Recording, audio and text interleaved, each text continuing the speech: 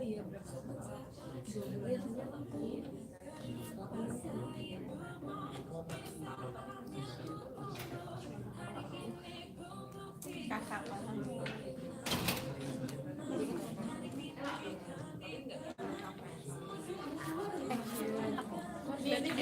nanya. Masalah. Ngomong. Tebel nggak? Enggak. Tapi sesuai sama. Tes. 1 2 3. Tes. Iya. HP.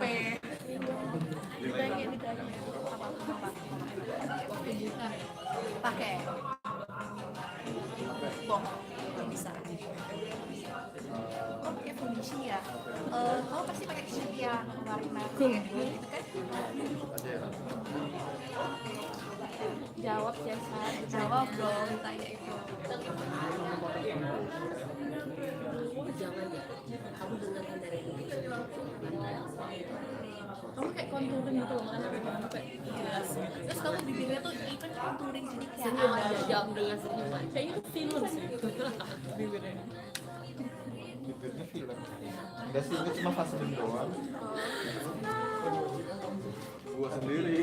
Bisa digedein nggak? Iya. Agak jelek gitu. Nah. Bapak. Link udah. Udah, nggak bisa di-share, jangan dibagiin gitu. Oh enggak. Sama akang aja nanti di publiknya. Jangan. Time-nya pas. Dika. Iya, ini punya aku.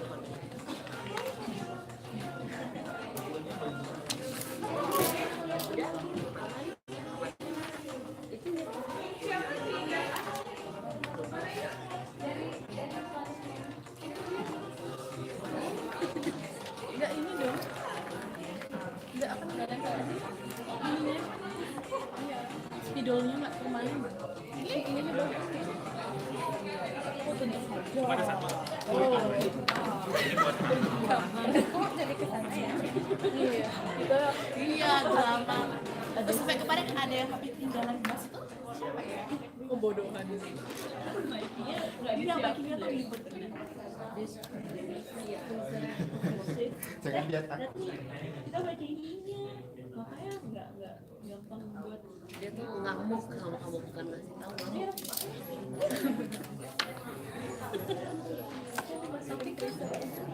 itu buat tulisan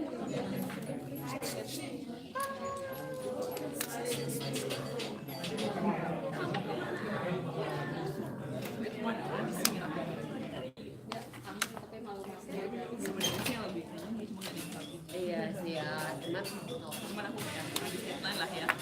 soalnya ada ini kan itu dan presentasinya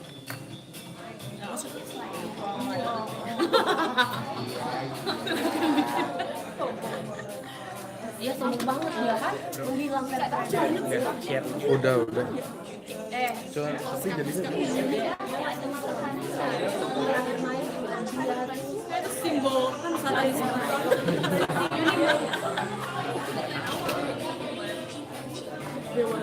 Nggak bisa juga bisa. atau nggak bisa. Coba filter ya. Waduh, enggak sih. Sepaksa. Yang biasa. Alayan. Kayak atur basic setting. Udah lah ya. Apa nggak ada? Kan buat orang yang tidak.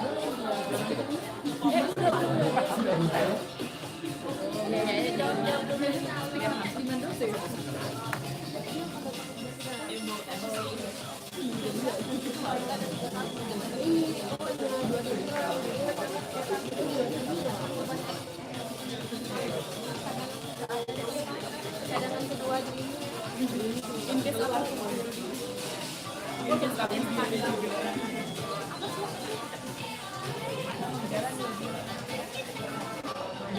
Makanya jangan terlalu kalau dipakai. apa?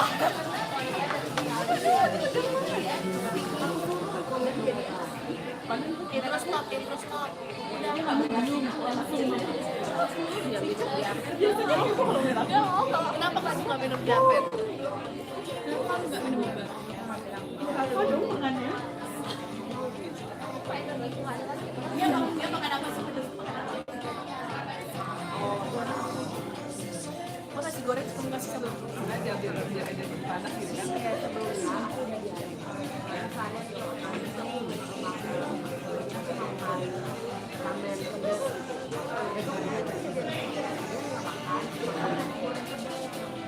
ini pun duduk di itu ya kursi itu. Biar menghibur dirimu kita di pojok situ gitu. Kenapa nggak minum obat dulu? Alinda sembuh karena minum obat. Kenapa ibu nggak minum obat? Ya udah. Tadi kan tadi pagi udah 3 kali. Self healing ya. Oh, self healing. Jadi toksiknya keluar semua. Oh, jadi sesarnya keluar semua itu.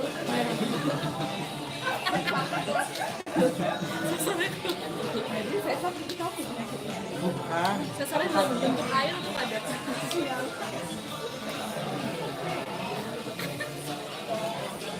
Luar biasa live-nya, informatif. Biar ada gitu, figur. Ya nanti loh. Dong. Ya nanti dulu. Oh iya.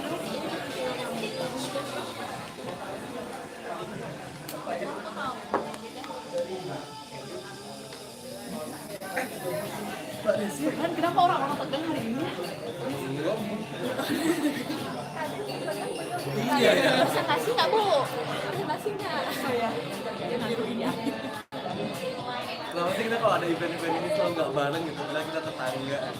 Oh iya. Tapi aku yang nggak mau berangkat. Aku naik Uber. Dimulai aja dulu. Gak usah berteman ya.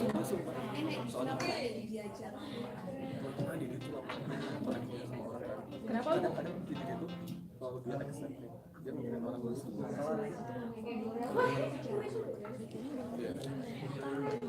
Tapi dia $5 itu brand dulu jadi mahal. dari sana sini. Oh, nggak lebih murah. Atau lebih murah daripada Uber. Tapi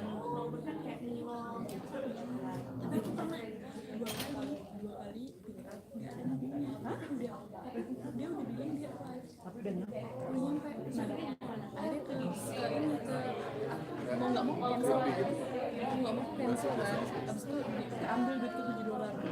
Ternyata itu salah satu driver biar dapat duit tanpa harus mengantarkan orang. Ngajar kan aku ada vouchernya di $50. Buat grocery day Rio. Mereka dari abang langsung pergi kemana? Ke Clayton Station aja. Gini ya, Clayton Station. Guys, Semangat ya. Kamu kan. jangan ngomong dulu kayak Ini kasihan. Si deg-degan hari ini. Senang ya.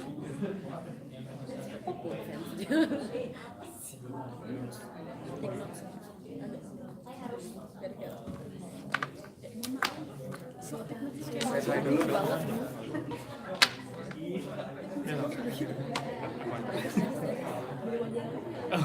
Nggak apa-apa, maksudnya biar tahu aku MC-nya.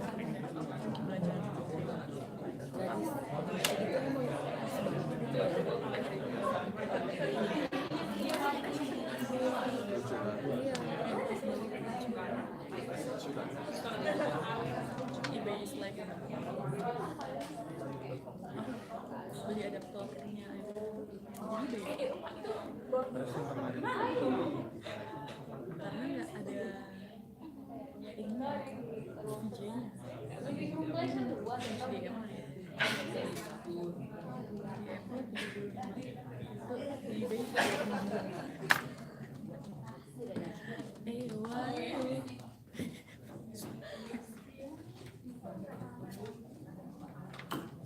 Gak usah lemas kalian. Iya, iya. Oh. Babynya Desta.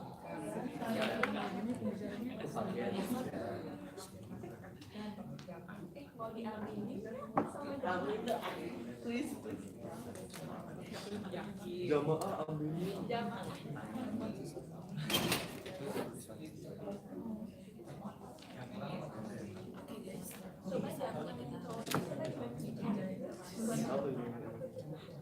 Itu ya, imamnya.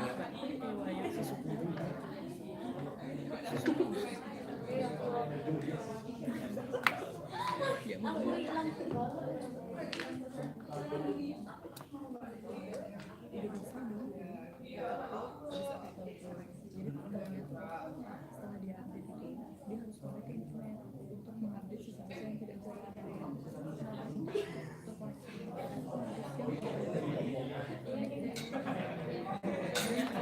tanpa harus membuat login lagi kalau misalnya wifi ku itu bisa pindahin dulu dan harusnya cepat itu sih dulu kan waktu itu SMP itu suka main gini-gini di jalan inget ya sama ini sepak bola pakai kapas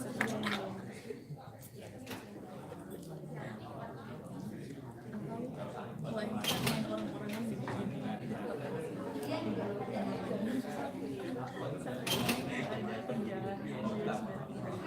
itu ini bantalnya pakai ini pakai apa penghapus dia ngomong sama yang lain dan gitu masih kecil yang bahagia nggak tahu kamu terus ada yang ini kamu nggak bahagia terus ini ada anak umur 9 tahun yang nyiptain renewable energy baru tuh di Indonesia terus ada komen dong di Instagram waktu aku umur 9 tahun aku cuma main berge bego mulu iya kan sampai berge gundul Kayak ditarik-tarik gitu ya. kan disisirin sampai gundul aku cuma main berge sampai gundul dia udah bisa bikin renewable energy nggak bahagia banget masa kecil gue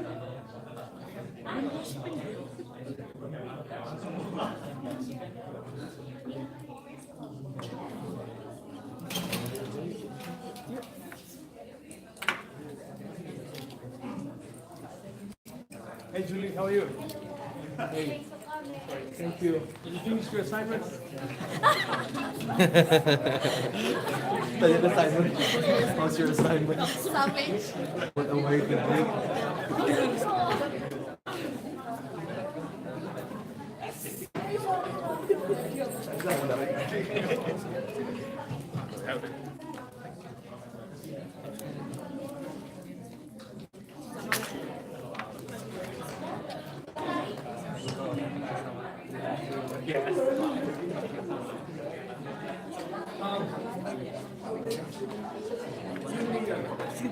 So I'll use the slider. So when I start.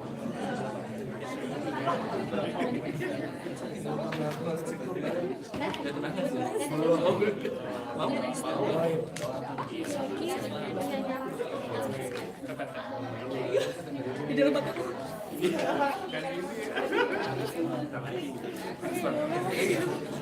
pura-pura bikin How are you? Anyone else coming from the HDR community? Amis here. Thank you. Try not to use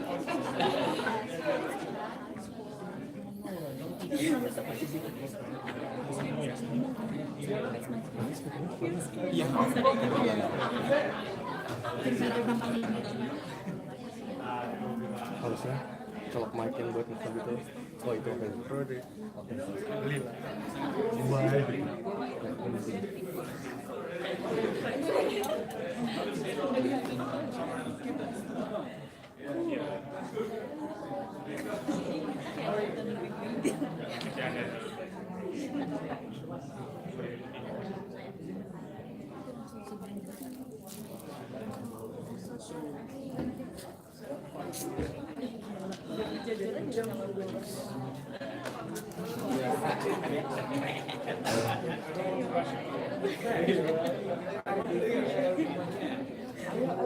itu misinya ya I find it very difficult. I might not be able to, but I want to finish this book.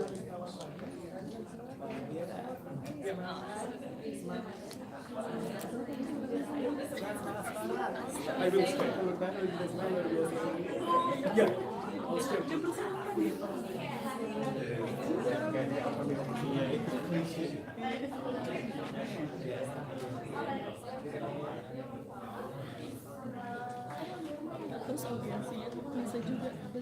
Assalamualaikum warahmatullahi wabarakatuh. Good morning, everyone. Morning. My name is Juliana, and I will be your moderator for today's event. And as the moderator, I would like to say welcome to Academic Workshop of Publishing Journal Article from MONASH LPDP Community. In today's workshop, we noticed that there are some international students and also keynote speakers from MONASH LPDP, MONASH University, So I consider it is necessary to explain a little bit about LPDP MONASH community who hosts the event for today. So LPDP MONASH community is a community from Indonesian students who pursuing their master's and doctoral degree here at MONASH University by LPDP scholarship. LPDP itself is an acronym from Bahasa Indonesia, translated as Indonesian Endowment Fund for Education. So this workshop and many other workshops in the past are the examples of the contribution from LPDP MONASH community to all Indonesian students here in MONASH University. So let's give a big applause for LPDP MONASH community. So today, I would like to briefly overview our workshop and how we will run our workshop for today. In the main agenda for today's workshop, there will be 2 presentations from our keynote speakers. In the first session, Dr. Rakib will present 40 minutes presentation, and after that will be followed by 10 minutes question and answers. And that's your opportunity to ask as many questions you have to him in that 10 minutes sessions. And after that, the presentation will be continued by Roy Rosario, and also possibly by Natasha, if Natasha will come for 20 minutes. And after that, there will be like 10 minutes question and answer as well. And that is your all chance to ask as many questions from our keynote speakers from Monash University. And after the presentation, there will be another session. I will invite 2 PhD students from Monash University, the PhD students from Indonesia, that will be share their experiences about how to write a good journal and how to get them published. And after the sessions from the sharing experience from the 2 PhD students, there will be discussion time for all of the participants here. So all of the participants will be divided into 2 large groups, and in each group, there will be a lead by the 2 PhD students and also the facilitator from the committee. And we will discuss about the workshop, all the questions related to publishing a journal article, and you will list all the problems that you might encounter in your group and also the solution for it, and as well as the suggestion that might come up with the lead of the PhD students. And after all of the sessions, to wrap up this workshop, each of the group will present their results from the discussion in their table. So before we officially open this workshop, I'd like to invite Yogi Saputra Mahmud as the representative from LPDP Monash community to give the opening remarks. So let's welcome Yogi Saputra Mahmud.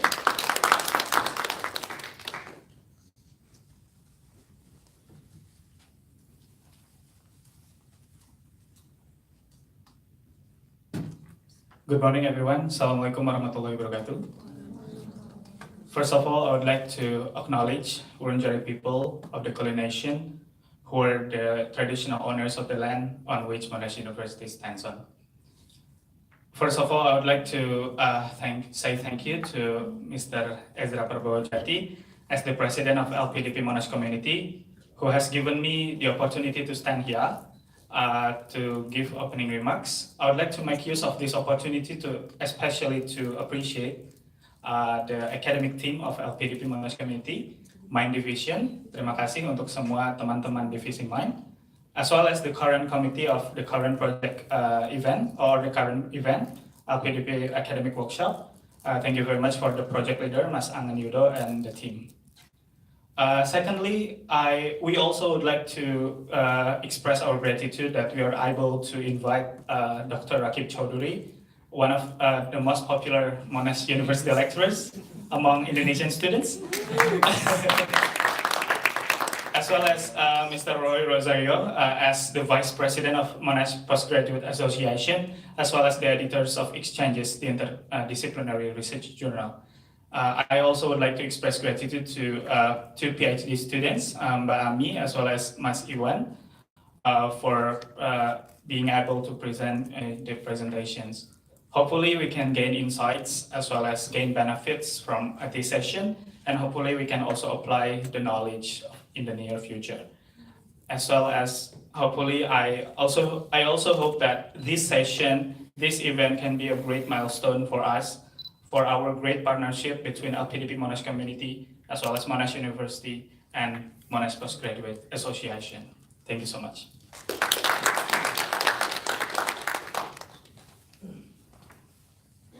Thank you so much, Yogi Saudara Mahmud, for your welcoming words from us here. Now, to complete our opening workshop, I would like to invite one more figure, Angan Yudo, as the chief of organizing committee. So let's welcome Angan Yudo.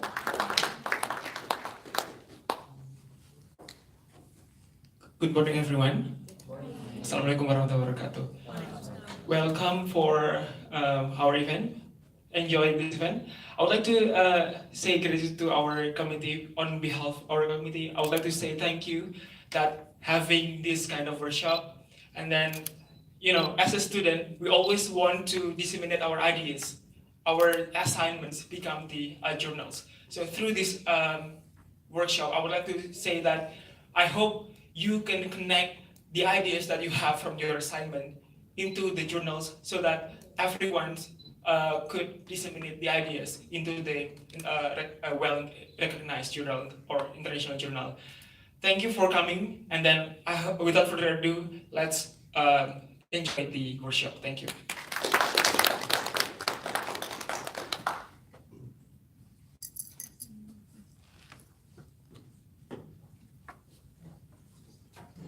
Okay, that's the good welcoming speech from our chief committee. Thank you, Angan Yudo. And now we would like to move to our main agenda. The first presentation will be delivered by Dr. Rakib Chaudhary. I would like to read some profile of Dr. Rakib Chaudhary. So, Dr. Rakib Chaudhary is a doctor of philosophy, completed his PhD from the Faculty of Education at Monash University. And also, he has completed Masters in Education TESOL as well, and also the Master of Coursework in Double Research Project with major in Teaching English to Speakers of Others Language or TESOL at Monash University as well. Master of Arts, English Literature in first class, completed Masters from the Department of English at University of Dhaka. He is currently working as a lecturer in academic language and literacy advisor at Faculty of Education, Monash University. He is also a visiting lecturer in School of Graduate Studies in Ho Chi Minh City Open University, Vietnam. He has been actively writing many books, journals, book chapters, and giving conference presentations related to his specialization. And he has also funded research projects in Vietnam, provided collaboration and contribution to edited works, has graduate thesis examined and graduate research supervision, and also conducted peer review and editorial journals and received significant awards from Monash University. Wow. So, guys, prepare all of your questions that you have prepared at home and write everything you can from his presentation because this is the time now. So let's welcome Dr. Rakib Chaudhary as the first keynote presentation for us.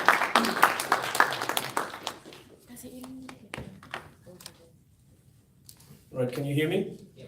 Assalamualaikum warahmatullahi wabarakatuh. Selamat pagi. Apa kabar, Bapak Ibu? Right, now switching back to English. I'd like to thank Lembaga Pengelola Dana Pendidikan (LPDP) MONASH students community, Indonesian students community, for inviting me. As much as I know that it's a topic that you need to consider for your future studies, a bit selfishly, for me as well, it's a very exciting and enjoyable experience to be here. So if I see it from my point of view, it's really exciting. I'm really very happy to be here. It's a topic that I love, and nothing more than sharing ideas with a group of students that I love so much, many of whom are familiar faces, of course. It's a 40-minute presentation, but I'll try to finish early. Those of you who know me know that I talk a lot, and once I start talking, it's very hard to stop me. But Rika is there, who will warn me when I have only 5 minutes. So I'll just try to shut up right when time is up. Possibly earlier, because if I finish earlier, you'll get more time to ask questions, and I think that's actually more important. And just to let you know, I think a copy of the PowerPoint would be available for others to download. Okay, so I don't mind if you take photos, that's fine, but rest assured you'll have a copy of the presentation. So you don't have to memorize everything, but it's good if you take notes so you can ask me questions later on. There's a 10-minute Q&A session at the end, but I don't mind if you throw in questions at any time. So you don't have to wait until the end. If it's a burning question and you think you might not remember, just raise your hand and shoot out, all right? That's fine.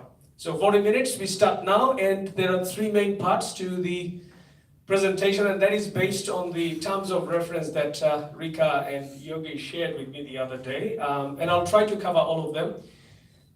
If you look at the first part, it's about why we need to publish, academic publishing that is, and I'll talk a little bit about myself.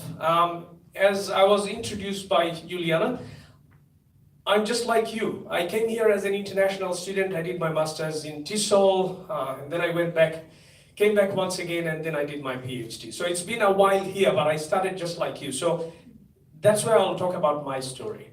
To tell you that as much as my resume might sound impressive, I started with 1 publication, just 1. And when you look back over the years, it is really not very extraordinary to have so many publications over the years, because that would happen to you as well. You just have to give it time. So I'll talk about myself, when I started, just as a way of encouraging you. I'll talk about Bibliometrics, which is really about quantifying the impact of your research and how to choose a journal. So we'll talk about that. That's a bit more technical and might not actually be as important as you think at this point when you're about to start publishing. And the last part is more about the practicalities of publication. So where to start, how to start, making choices that are well-informed, smart choices, and some practical tips. So I think the last part would probably be the one that you would find most useful. And I want to spend most of the time there. So just a very quick show of hands. How many of you already have publications? Some of you would probably have, yeah. We have the 2 speakers today, of course, and a few others. How many of you have publications that are not academic publications, but you've actually published? You know, it could be something like, it could be a book of poetry, like my student Henny Herawati, who's written a book of poems, not academic, but published as well. Another show of hands. How many of you are from Fakultas Pendidikan? All right, most of you. Now, I will keep that in mind, because when I give you examples, naturally they would be examples from education, which is my area. So forgive me if I can't connect to those from other disciplines. The examples will have to be from education for obvious reasons. So mainly these 3 parts. So just to start with, take a look at this comic strip. You have an idea in your head. All you have to do is transfer it to writing, right? And that's a publication. Do you have something to say? Do you already have something in your head? All you have to do is just transfer. Take a look at this. And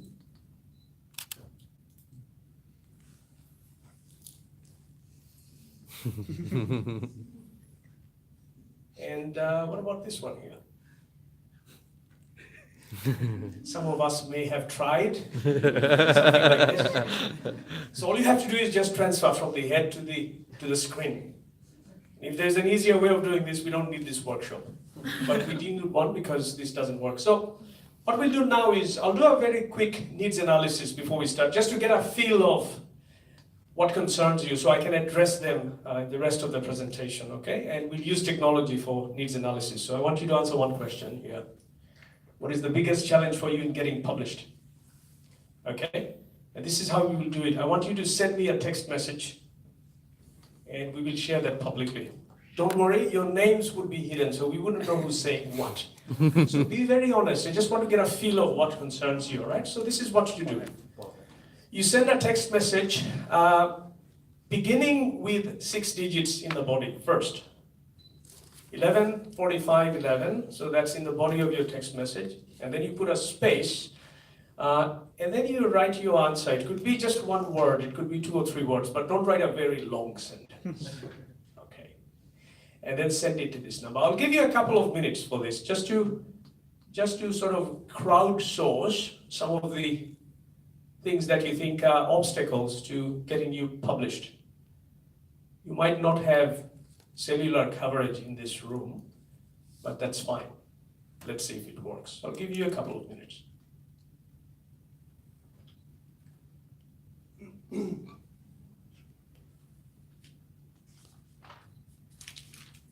Just be very honest.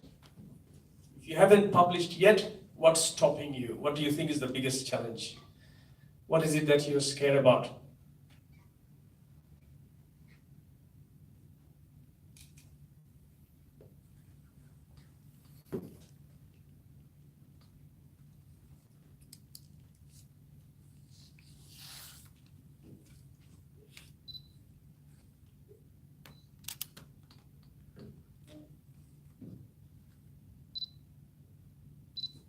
No one will know who's saying what, so there's no way for me to check.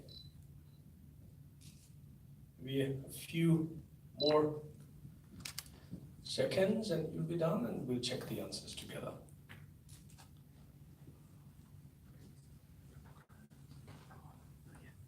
We also have online people here. Oh, that's good. Yeah. So hi to those who are online, and I don't know, but Abdal is supposed to be here from Kota Makassar. So Abdal, if you're there, hi Abdal, I miss you.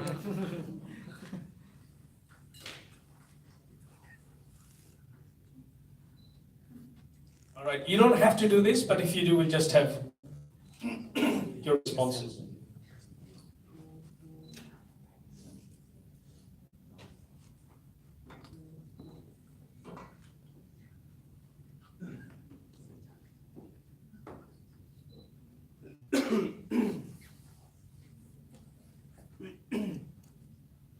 All right, let's click on the link and look at the answer. So if you click on the mobile phone number, that's a hyperlink. All right, let's see, full screen, please. Confidence, yes. So confidence is a problem. All right, being accepted.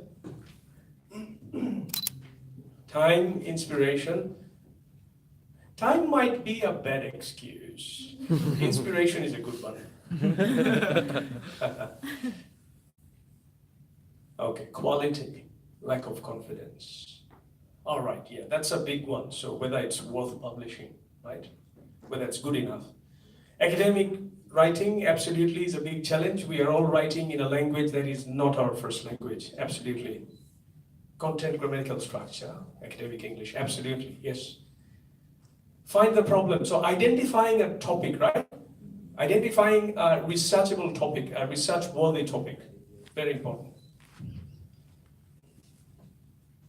Analyzing the topic and explaining it, again, academic English. Most assignments are based on mini research. I don't know if it is eligible to be published. The answer is yes, in most cases, if not always, and I'll show you how.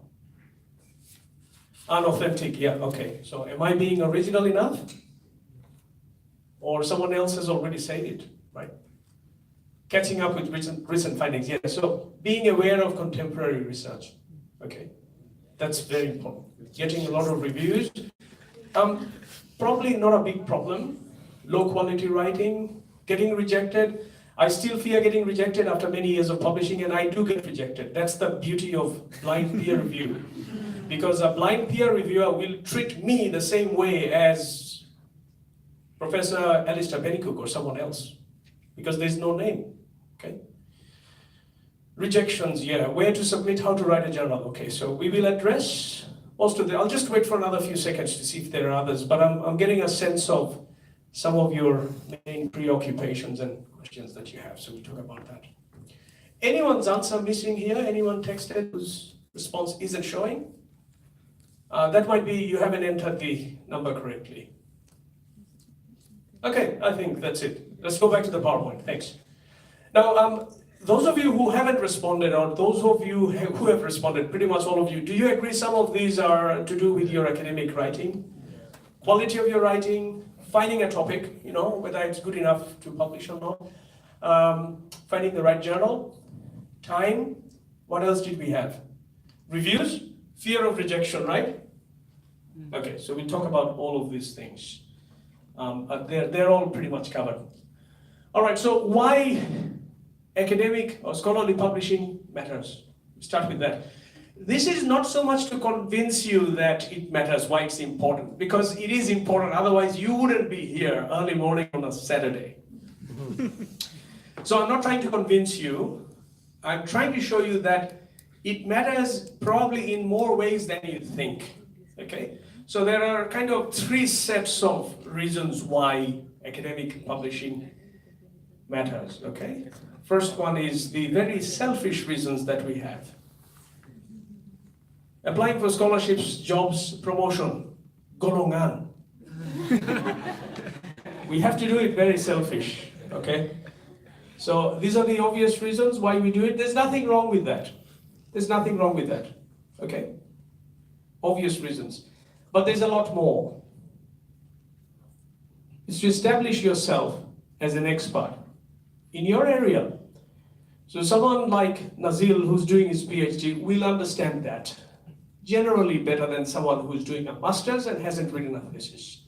Because it's not an assignment, you also want to disseminate your ideas. If you work hard, write a thesis or a research paper, critical paper, if you don't share it with others, what is the point of writing it other than getting a D or an HD and completing your studies, getting a certificate?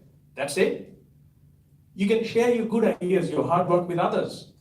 You can sell your research, not in a bad way, not in a commercial way. You never get rich publishing, by the way. You can do a lot more. So, and contributing to your university's reputation. It could be Monash University, it could be where you're working as a lecturer. So less selfish reasons. But there's something even more than that. Tenure is to get into a permanent position that they can't fire you from. Awarding grants from grant bodies, you know, funds, applying for funds, giving you funds. Demonstrating ROI is return on investment. If you get a big grant from the government, if you get a big grant from Kementerian Pendidikan or LPDP, they want to know how you've spent the money.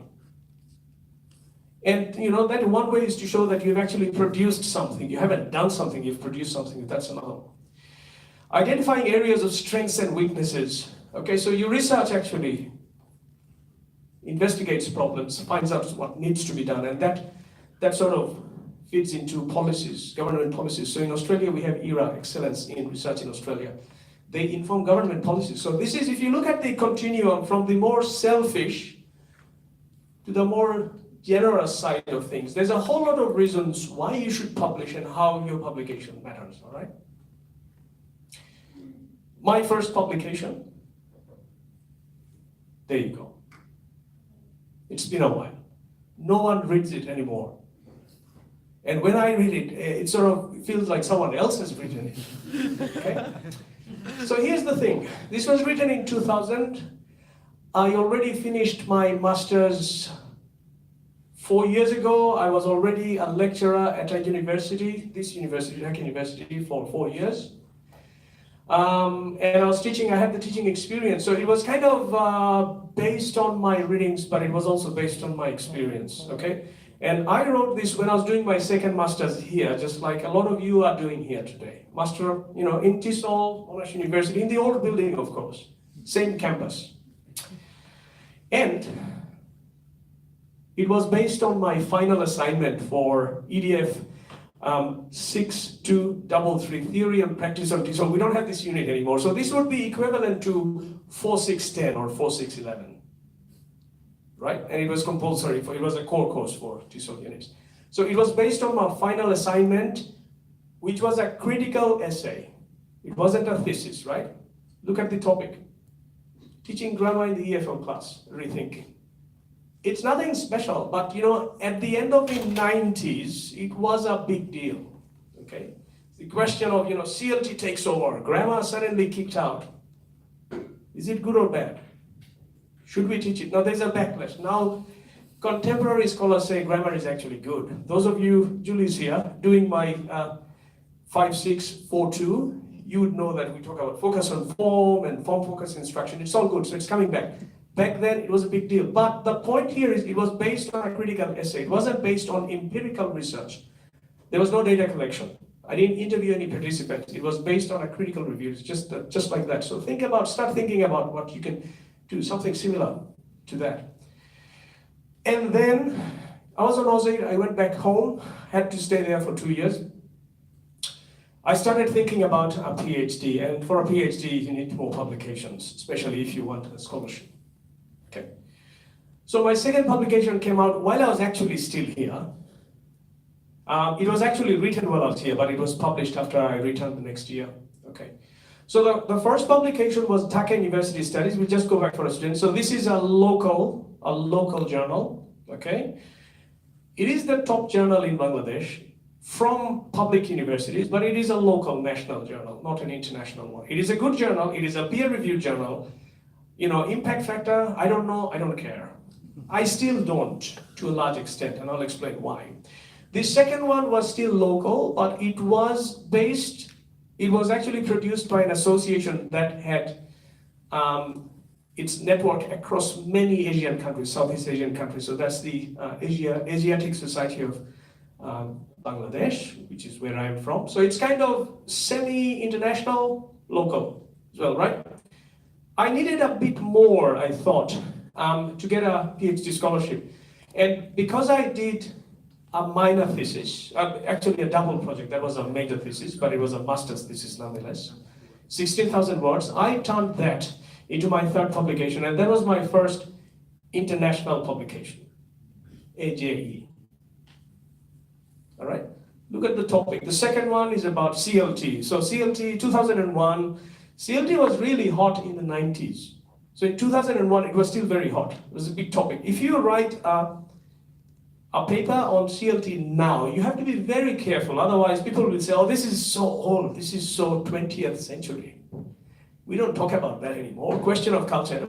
All right. The third one, a bit more. It's also about international training in TESOL. So I'm talking about myself, what I'm learning here, and the challenges that I face when I go back home. So this was based on my master's thesis. This was my first international publication. It was also the first publication based on empirical data. So where I actually interviewed, I had a methodology, I had data, I had analysis, I had primary sources and all of that. So that was the first international publication.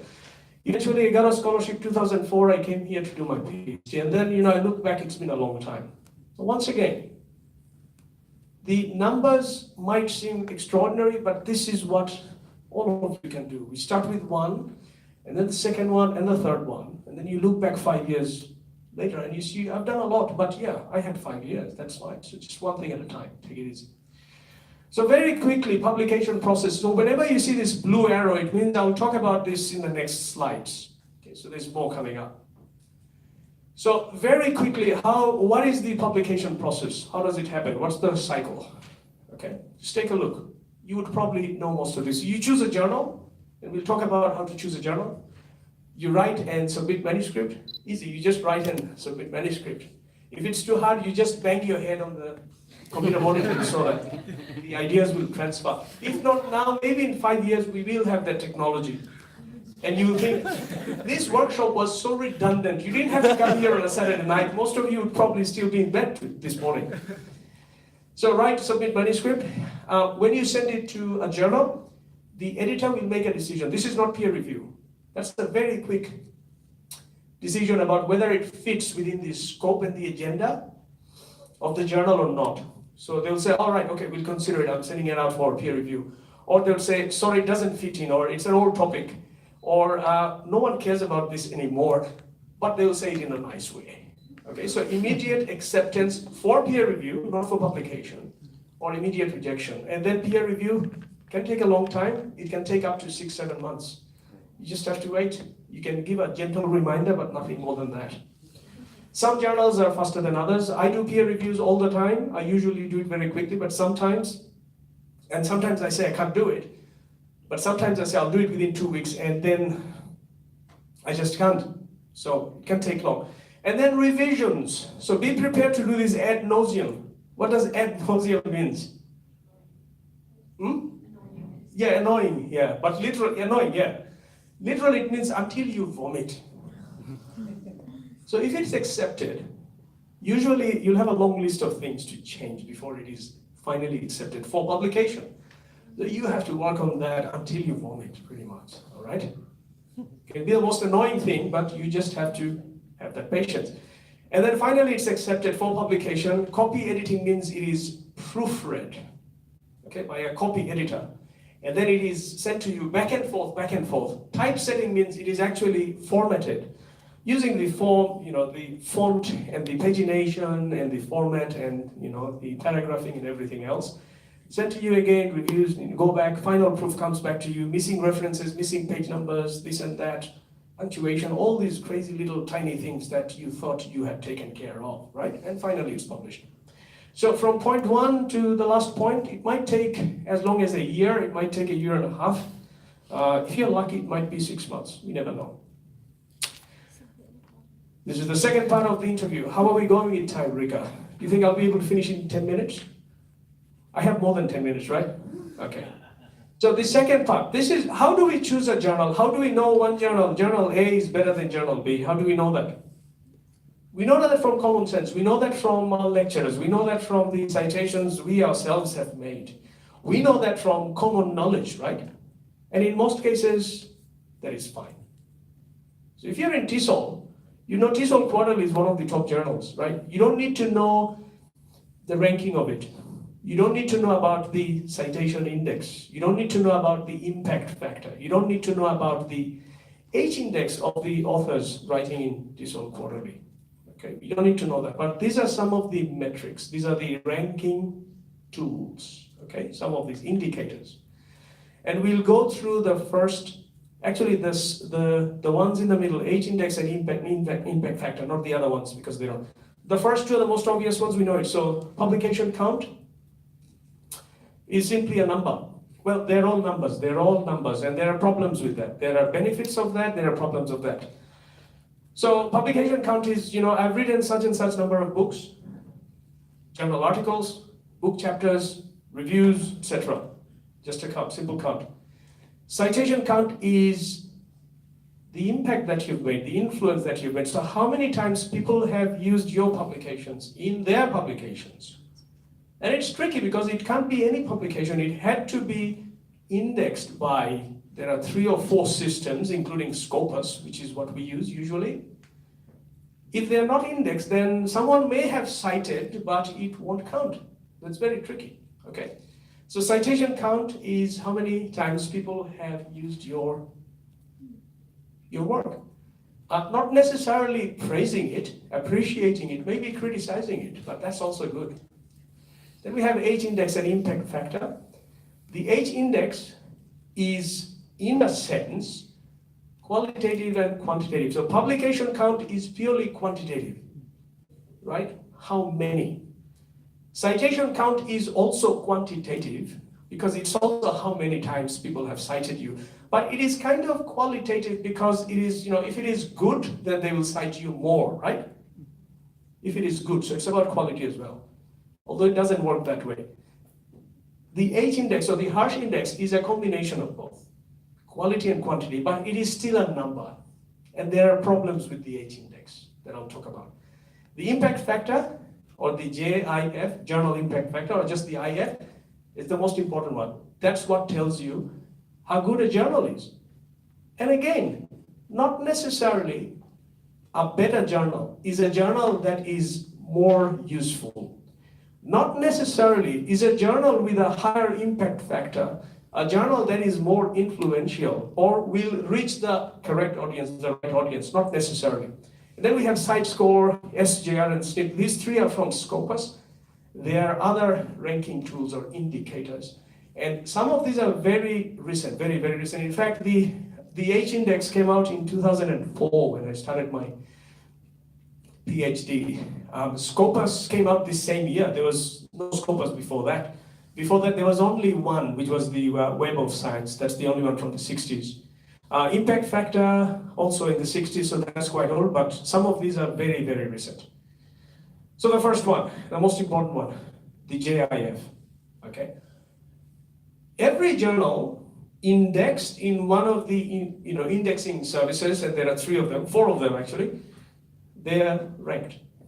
And the ranking will tell you how important they are, important within inverted commas, because it can be sort of disputed. They are how influential they are, okay? And you do that discipline by discipline. It tells you how reputed they are. It reflects how frequently peer-reviewed journals are cited by other researchers in a particular year, peer-reviewed journals. And it represents the average citations a document in a journal receives for items published in the previous 2 years. So the impact factor of a journal in 2018 is the number of citations received by publications in that journal in 2016 and 2017 divided by the total number of publications in that journal during these 2 years, 2016, 2017. Okay, so we have 100 journals published in the last 2 years, and they were cited a total of 234 times.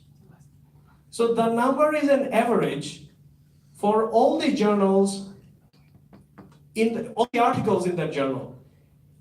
So you may have a particular publication with 10 articles in it, and one article is so good that it gets 95% of all these citations.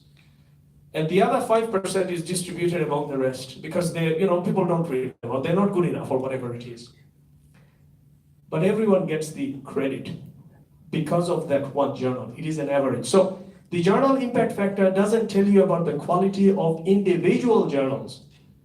It tells you about the quality of the overall journal. It's an average. It is inaccurate, but that's how it works. Okay, so that's where. And so these are factors, and then we will go to the indexing services where you will see these factors. On the H index or the harsh index. Now this is kind of, as I said, it's relatively new. It's only 12, 13 years old. Because of the problems with the journal impact factor, which is qualitative, which is kind of unevenly distributed among different disciplines. So in science, for example, getting 200 citations from a publication that is only 2 months old is not unusual. It's very common. Anyone from science here? Science? STEM disciplines? Yeah, okay. In social sciences, in education, that is unheard of. 200 citations in 2 months, one article. No. We are a slow-moving field. So even the fact that the journal impact factor measures the 2 years is biased to science subjects, which is a fast-moving field. For social sciences like education, we need a longer time period. We need 5 years, otherwise it's kind of not fair. So what the H index does, it's a number of so H is the number of publications by a particular author or a journal that have been cited H number of times. So it's a square. So, and in the case of an author, it's the same. So if an author's H index is 7, It's a full number, it can't be a fraction. It means at least 7 articles by this author have been cited at least 7 times each, so 49 citations. Now, that doesn't actually indicate an equal distribution, because you might actually have, among those 7, your top one might have maybe 50 citations. The bottom one, 7. The 8th one, that goes down to something much lower. Okay, so it's a square, and it tries to account for quantity, number, and the quality. 10 minutes? Okay. I'll try to rush. Okay. Problems with H-index, it is not widely used in education, social sciences, and the H-index, the other problem is it never goes down. So if someone's H-index is 7, it means 7 citations at least in 7 articles. Even if you stop publishing, it will still stay 7. It will never come down to 6 or 5. It's always 7, it's minimum. It can only go up, so there's a problem with that. A few others here. So SNP, for example, is the one that accounts that some disciplines are more cited than others, so makes up for the difference. I'll just skip the next 2 slides, I think.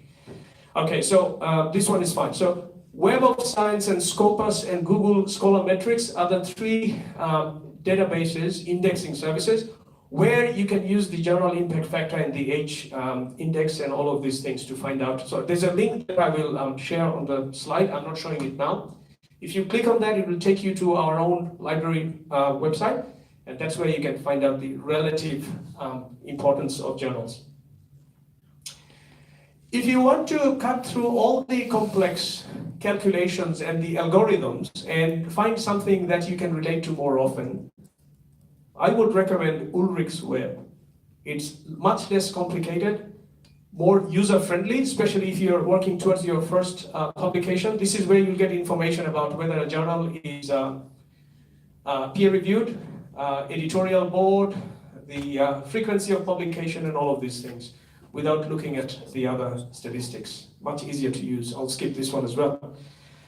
It is important to have a researcher identity, a digital profile of yourself, so that citations can be traced back to you. In Indonesia, a lot of you would have one name. So my student Afrianto has only one name. Muhalim has one name. Afrianto uses 3 different versions of his name. He uses Abu Rauda, which is, his daughter's name is Rauda, so Abu Rauda, Rauda's father. He also uses his dad's name, Afrianto Dawood. And the problem is, when you search for him, you don't get all the publications together. So it's good to have one. ORCID is my recommendation. It's free to use, so make sure you create one, ORCID ID. So the third part, and the most important part, and I probably have 5-6 minutes, so I have to rush through this. This is where you need to pay attention. So very quickly, just to summarize the bibliometrics, citation score, impact factor. If you're looking forward to your first or second publications, don't pay too much attention to the ranking of the journal, impact factor, citation score. Not important. Not important. We need to reach the right audience and get published. 1, 2, okay? So don't pay too much attention to that. Start from the familiar, okay? Choose a topic. So one of the questions that came up that you answered, choose a topic. How do you choose a topic? Something that you already know about. What do you already know about? Start from an intuition of what needs to be done. There's a problem somewhere. So if you think about Indonesia, think about something that is, a burning issue or a controversial issue. Think about something like tingkah laku. Moral education, that's important, right? Think about something like, you take something ordinary, give it a twist. So think about kerja sempingan. Think about something even more controversial like kunci jawaban. Why it happens, the socioeconomics behind it, a comparative study, all of these things. Think about Tri Dharma Perguruan Tinggi. I was in Padang 2 months ago, and they have this philosophy, the Minangkabau have this philosophy of adat basanti siara, siara basanti kitabullah. which is reflected in the textbooks that are locally produced. They have the Lembar Kerja Siswa, which is made by the local Musawara Guru Mata Pelajaran of English in Padang. And I was told that is very different from the English textbooks used in Java, for example, or Makassar or somewhere else. So think about something local and try to give it a twist. Think about making it sound different. Start by simply calling a spade a spade. Just say it. You don't know where to start? Just say it. Instead of basa-basi. Yeah. I have some notes here. Bicara terus terang. Right? Yeah. Jangan berbicara berputar-putar. Langsung tidak berputar-putar. Just say it, right? And I'll give you an example in the last slide where you don't know where to start. Just say the most obvious thing and you'll see you've already started. Do a review of literature, okay? And to make it sound like scholarly work, do a methodology.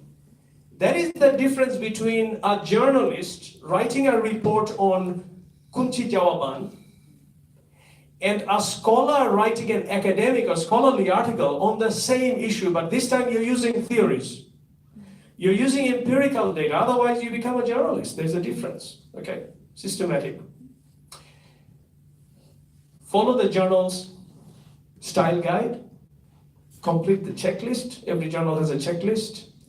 Look at the abstract and the research questions and the discussion. Make sure that they talk to each other. And when you finish everything, go back to the title and see whether what you've written matches what you started with. Because in most cases, when you finish, you go back to the title and you say, oh, no, I've written a completely different thing.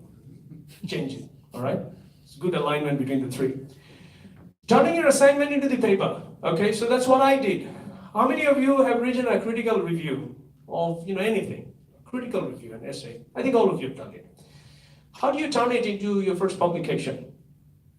Choose your best response. Doesn't have to be in HD. It's the one that you worked hard for, and I got a D, it's so unfair. But it's so good. It's better than the HD that I got because the lecturer was more generous, okay? Doesn't have to be HD. Your gut feeling says, it is actually good. And I actually know a lot about it than the one that I got HD in, okay? Consider your lecturer's feedback, even if it's negative, all right? Choose the right journal. What's the right journal? Doesn't have to be a high-ranking journal. It doesn't have to be an international journal. My first journal was a modest local journal. Choose something that is local. Okay, choose the right journal. This year, I've sent 2 articles to 2 small journals in Bangladesh, 2 small journals. You know Amin Rahman, right? I wrote with Amin. I could have sent it to an international journal, but I wanted to reach a particular audience. They don't care about the impact factor, because if I put it to a Scopus journal, they don't have the money to pay that journal. They don't have subscription. It won't reach the people for whom I wrote it, okay? So choose the right journal. Local journal is fine. Consider the style guide, okay? And then choose 1 or 2 articles from that journal. And then shadow these articles, okay? So you have your assignment here. You have 2 articles that have already been published in that journal.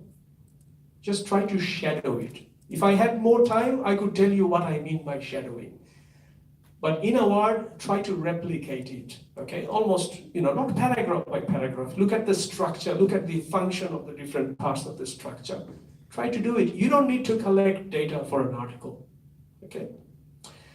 Show your lecturer for feedback if he or she is available. All right. So these are some of the things that will confuse us. You have to choose a hot topic. So I did CLT in 2001. You can't choose CLT now. You have to choose something that is hot, something that matters, something that is kind of important, something that is local, something that is very Indonesian, like some of those examples that I gave you. People outside, they don't know it. Okay, but you want the world to know about it. Journal, high or low? You choose a high journal, the possibility of rejection is higher. Okay, you choose a lower journal, less impact factor, but they will most likely accept you. Okay, so don't choose a high ranking journal. Good readership might be important than impact factor. Local might be better than international. Who needs international? You need a scholarship. 2 local publications would be sufficient. Does anyone know Yeni Karina? Yes, she's coming back in February, and yesterday she sent me an email saying she's got 2 scholarships. Without any international publication, that's fine. Print or open access. So open access journals are online journals, and they publish faster, quicker. Article book chapter. Book chapters are easier than journal articles. Might be quicker as well. For scholarship, doesn't matter. Conference proceedings or reviews, maybe, but not as good as book chapters or journal articles. Quantity or quality? Actually, quantity might be important as long as they are peer-reviewed journals. So, in other words, if you have 3 publications, it's better than 1 publication in a better quality journal, if you think about it. It just shows you're more productive. Okay, so this one I don't have to read out, but one good way of feeling more confident I'll finish in a minute, I promise. I promise. One good way of getting the confidence is to write with someone. Write with someone. Okay? You can even write with a total stranger. I've written 2 articles that are yet to be published with 2 people I've never met.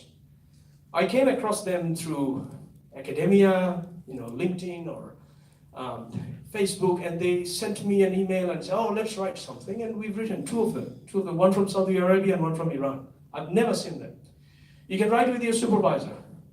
You can write with me. You can write with someone else. Just, brainstorm ideas. 2 brains, much better than 1. Okay, and that way you both share the credit. So a co-authored publication is as good as a single authored one. All right, what to avoid? I won't read them out. Just you read them out, and you can ask me questions after the time is over. Don't publish in journals where you have to pay.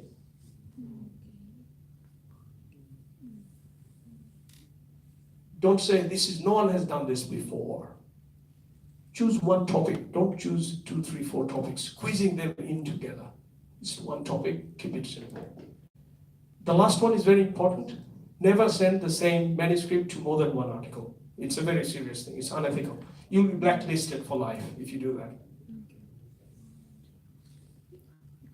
So this was the activity we can't do, but I will leave it. I want you to do it, and once you've done it, feel free to email me your response, and I'll give you some feedback. So this is a checklist. I want you to circle things that you're interested in, and then turn it into a 1-sentence description of what your study is, and that would be the first sentence of your abstract or your article. That is how you get started. So take a look. It's a long sentence, but it is 1 sentence. It's really not difficult. Take a look at it.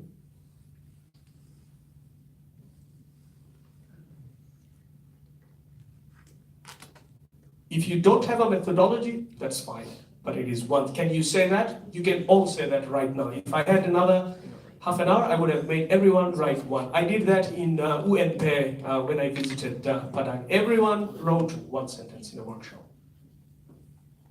All right. Thank you.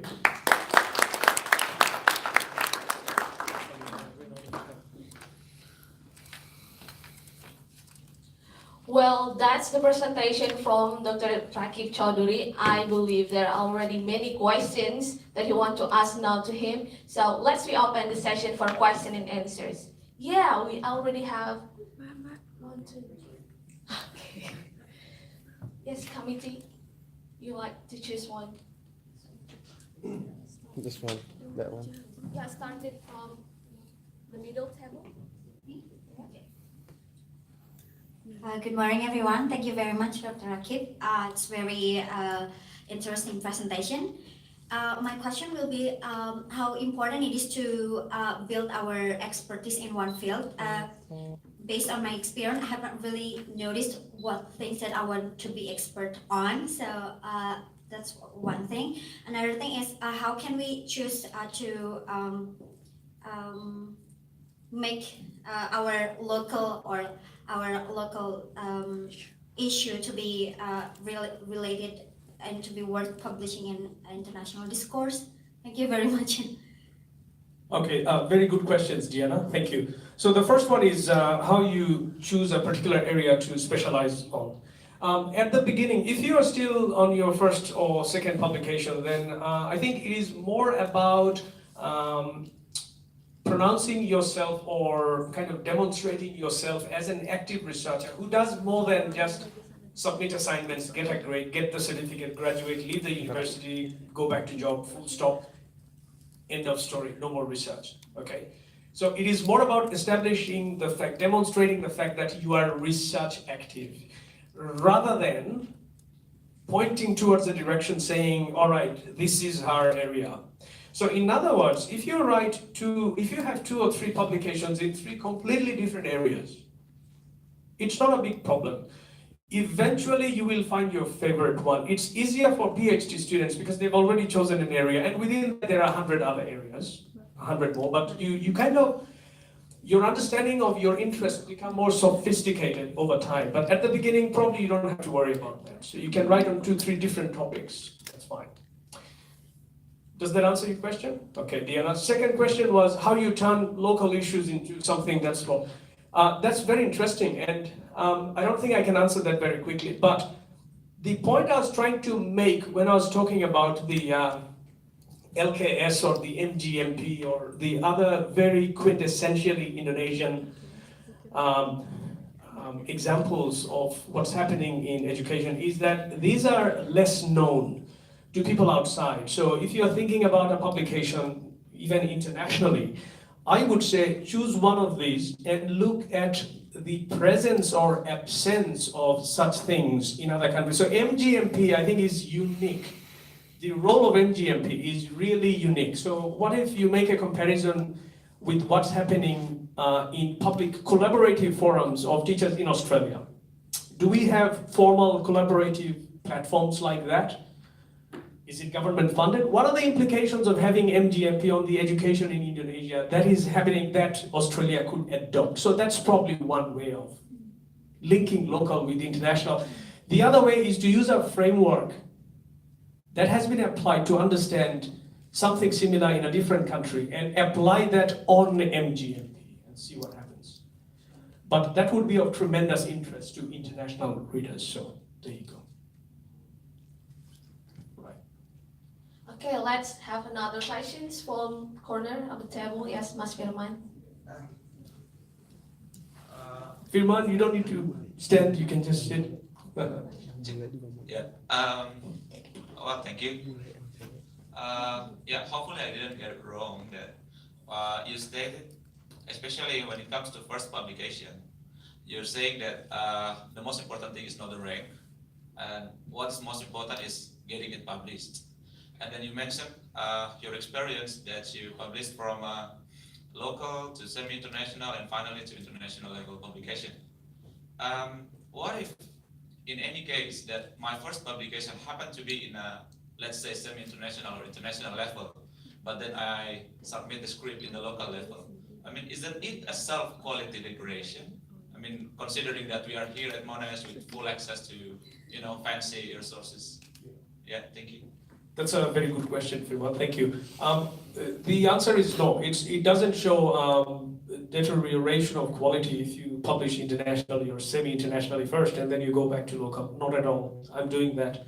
As I say, my last 2 publications, they're not publications. They've been accepted, they haven't been published. They're both in smaller journals in Bangladesh. Even I didn't know their names, but they would reach the right people. Okay. Secondly, just because you have access to all these resources at MONASH, like Scopus is a tree, it doesn't mean that that makes it easier for you to publish internationally. It just gives you more access. That doesn't make the process easier. On the other hand, when you finish your studies, you go back home in Indonesia and you don't have access to Scopus anymore, on the other hand, it doesn't necessarily make it harder for you to publish. So on one hand, you have access and resources, availability of resources. On the other hand, you have the quality of your publication. But you don't necessarily have to choose with local. I'm just saying local, and local isn't bad. A lot of journals don't have an impact factor because they're not listed by Scopus. Scopus and Web of Science, they are rivals. They are rivals. There's a lot of politics. You can write a paper on that. Okay? So it's not counted. So you can publish locally and it would still be considered as quality publication. So don't worry about that. Right, Firman? Thank you. Okay, thank you. I will let Dr. Akib to choose. Can I have both? I'll be very quick. Okay. It's both of you. Yeah, any other question? Yeah. And just to let you know, I'll stay around until the voting session is over. So feel free to ask me questions afterwards informally. No problem. If I decide to apply for a scholarship or PhD, on the application form, I just need to declare academic publication or other things like novels, books, everything or no? Doesn't matter. Yeah. So, good question. I would list non-academic publications as well. They wouldn't count the same way as academic publications, but it would show that I'm a good writer. There's no harm. There's no harm in that, so I would still list them. But could be my first language. I would still do it. It just shows that you have the knack for writing, right? If you have a knack for writing fiction in your language, not English, you are most likely to be a good writer in English as well, eventually, because you do writing. So I'll still put it in, right?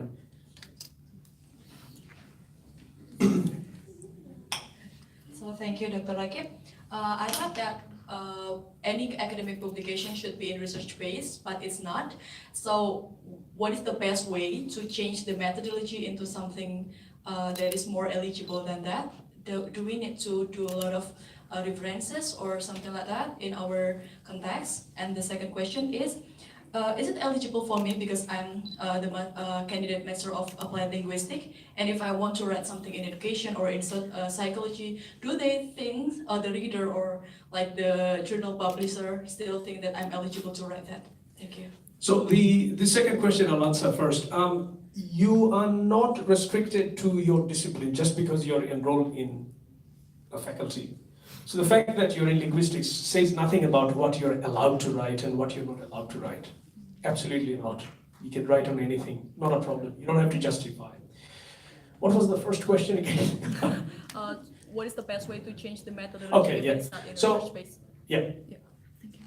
A research article doesn't have to be based on empirical research, data collection. It can be based on a review. If it is based on a review, it has to be a systematic review. So there will still be a methodology section where you will say how you have collated data, how you've sorted them, how you have identified themes, okay, and how you have sort of analyzed the data. And a good way of doing that is to simply use search functions, using all of those factors in Scopus, and that itself becomes your methodology. So you can, for example, write, you just need one paragraph, okay, in a non-empirical article saying, I used Scopus and used the following matrices or the metrics in order to identify articles written on this topic using these keywords in the last such and such number of period, appearing in journals that had an impact factor of such and such and above, in order to identify the recurring themes of blah, blah, blah, blah, blah. That's your methodology.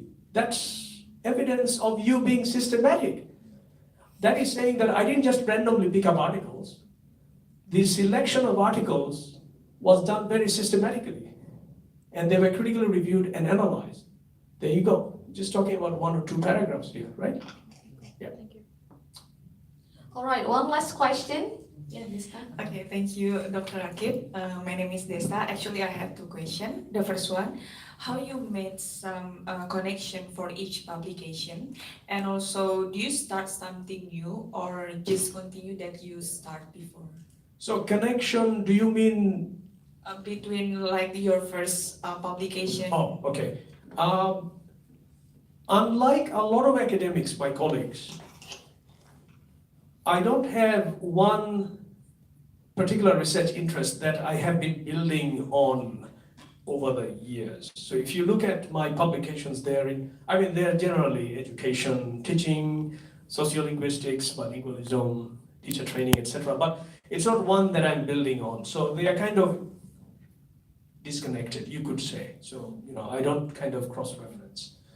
What was the second question? And do you like start something new? Or Okay, it's kind of related question. They say you never start research from zero. You always start from where other people have left it. So a good way of finding a topic and then taking it forward is to make references to what is already known. And then you identify what is not known. Therefore, you create the space for your journal saying, this is known, this is not known. So you're making connections. So you never say this is original, no one has done it. So there's no topic that is entirely original. So always making references, and there's nothing wrong with that. Okay, so that is all the last questions that we have for these sessions. Thank you so much for Dr. Rakib Chaudhary for giving us a very good insightful knowledge for all of us. Thank you. Now, we would like to move to the next session. The next session will be presentation from Roy Rosario for 20 minutes. Well, Roy Rosario is currently doing his PhD at MONASH on mobile technologies and expansive learning. He has publications related to his thesis and has won the Outstanding Author Contributions Award for Excellency by Emerald Publishers. He is the editor of a peer-reviewed journal in London Exchanges affiliated to Warwick and Monash University. He has a Master of Philosophy degree in Economics, MED, ICT, Graduation Diploma of Education, Graduation Certificate Mathematics, and Certificate in Business Management. He additionally holds responsibilities as the Vice President at Monash Postgraduate Association or MPA, Convener of the Monash Education Research Community, Health and Safety Representative, and also the Trauma Peer Support Leader for Metro Trains, while another insightful figure that we have today. So let's welcome Roy Rosario as our second keynote speaker.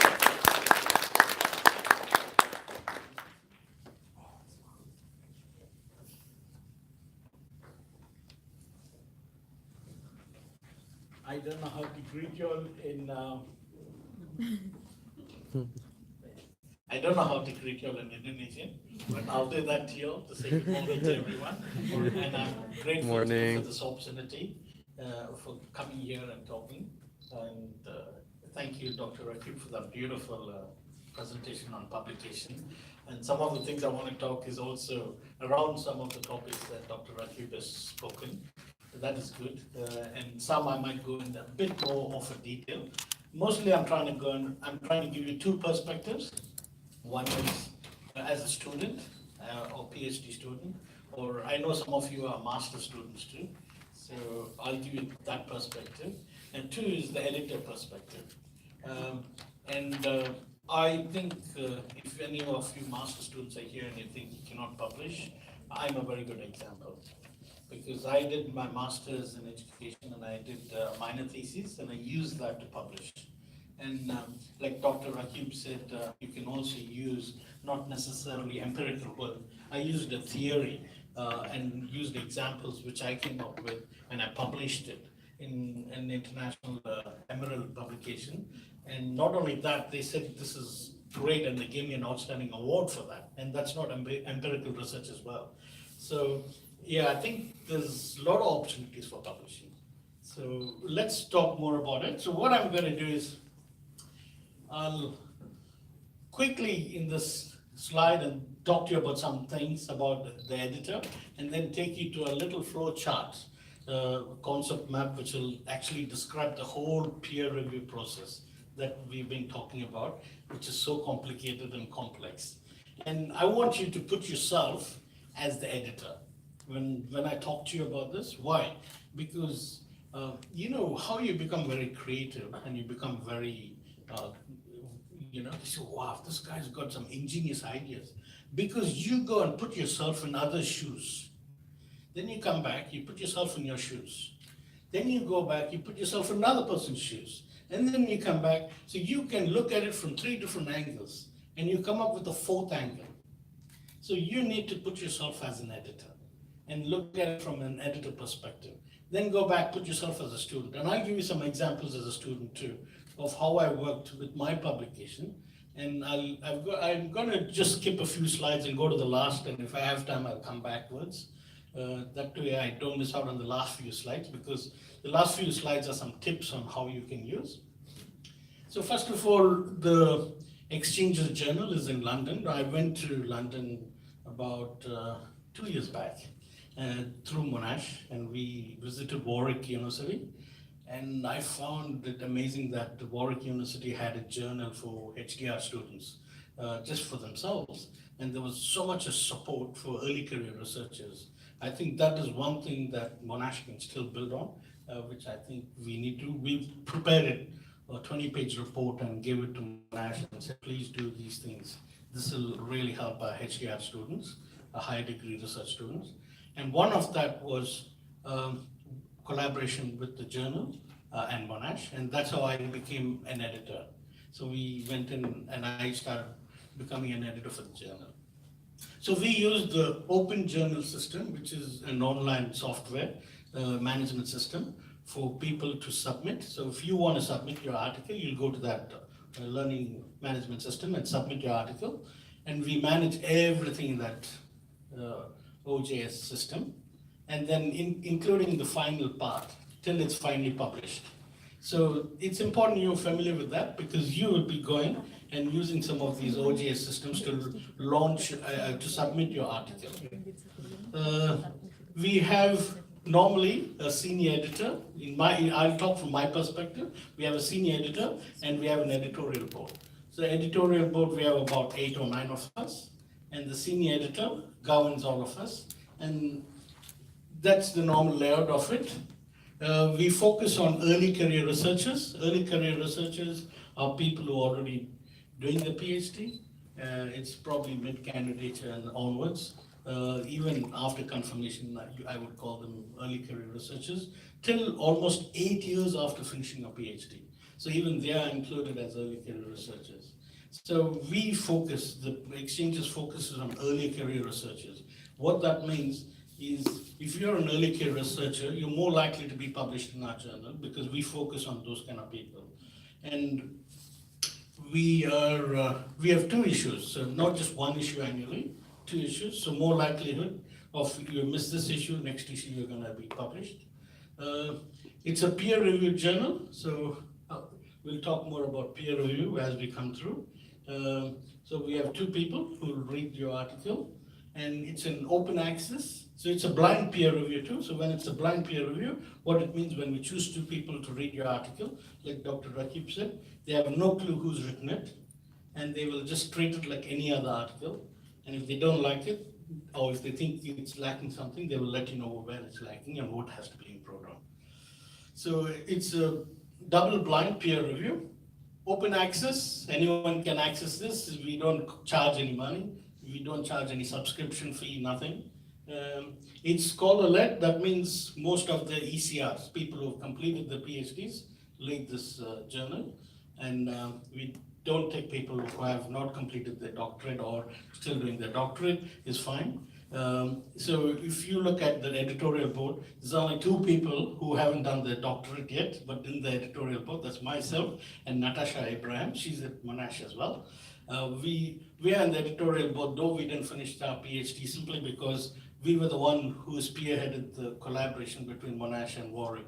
So they said, okay, come along and join us. So then we have it's an interdisciplinary paper, so you can choose any topic you want, science, art, education, anything, we will accept it. So that's great, otherwise it's going to be very hard for you to look for the right kind of journal paper to publish in, so it's interdisciplinary. Online journal, so it's available online. We started since 2013. what I'm going to do is I'm going to quickly take you to one very important slide. Okay, that was what Dr. Rakib was saying about, and I think you guys asked a question. How do you go about, what's the process of publication? And Dr. Rakib put that in a few bullet points, and he was saying, this is what is going to happen. You'll submit, and then the editor will look at it and then send it back to you. That'll be the quickest. And after that, you have the peer review. And this is how complex it gets. Okay, I'm going to explain it to you. And I want you to understand from both perspectives. From a perspective where you, as an author, have submitted it, and me, as the editor, looking at all these things. When you understand this, then you'll say, wow, I think I can do a better job than what I'm doing. So you see, the AU is the author, right? Author registers with the exchanges. So you go to the online journal system, OJS, and you submit it. And then senior editor looks at it, and he looks at the formatting, and he either accepts it or unaccepts it. So at that stage, he unaccepts it, declined. And then he accepts it, he submits it to the to Turnitin, where we do a similarity test to see whether you've submitted it somewhere else or something like that.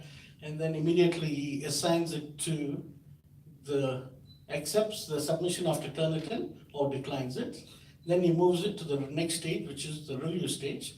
So he assigns an editor. We have an editorial board. So he says, okay, I think Roy will be best for this because it's in his area, which is education, but not necessarily I'm an expert in that field. So it may be in Indonesian studies or load or something like that. So I'll have to find someone who's an expert to do a review, and it's going to be a blind review. So I've contacted Dr. Rakib previously for doing some reviews in this journal. So Dr. Rakib might have one of his own MONASH students who's doing this. And we have to delete all contacts to make sure that he doesn't know it's one of our MONASH students, and he'll do the review. So then this editor will have a look at that, the editor quality review. Then he'll say, okay, I think it's all right, it's not all right. So you'll have this conversation between the editor and the author. And often, I can tell you from my experience as an editor, sometimes I see papers, they've come out, I say, they should have done a better job than this. So I'll give you some tips down the line. Before you send your paper, just go and talk to your supervisor. You have a lot of support mechanisms in MONASH itself. The academic language support system, your supervisors, your other colleagues, your researchers, even get your partners or whoever is around with you to read it and give you some feedback. See, if you didn't understand it, no one else is going to understand it. So try and give it to a few people, get them to read it, then send it to us, right? Then once we think it's all right, we're going to look for what Dr. Rakib said, the format in which you've followed your whole methodology, your introduction, your discussion and your findings. That is so important. And Dr. Rakib gave a very good tip. Just get hold of one good article in the journal, have a look at the various subtitles, borrow the subtitles, and you fit it in there. That's all you have to do. Just borrow the subtitles. Even the starting sentences and ending sentences, you just use them, but turn it towards your topic. Just turn it towards your topic. And if you follow that format where you have the introduction, the need for the study, you have a methodology, you talk about the various discussions and how you analyzed it, and then you say, these are my findings, and these are some future ways you can work on this topic. That makes my job as an editor and also as a journal very easy, because we know you have followed a very systematic academic research perspective to your study. Otherwise, it's not a research article. You can publish it in a newspaper. So that is very important, I think, what Dr. Rakib said. So I might be reiterating some of the points he said. So try and do that. So most of the times I'll have submissions without methodology. No kidding, seriously, I have submissions without methodology, and then I said, there's no methodology. So I have to write back and say, please provide me your methodology. So there'll be a lot of conversation between me and the editor, author, and sometimes 3-4 times. And when an editor sends you a feedback and says, can you include this topic? Can you include your methodology? And then I'm happy to take it on. And then he'll also say, can you add this, this, this? He'll give you some feedback.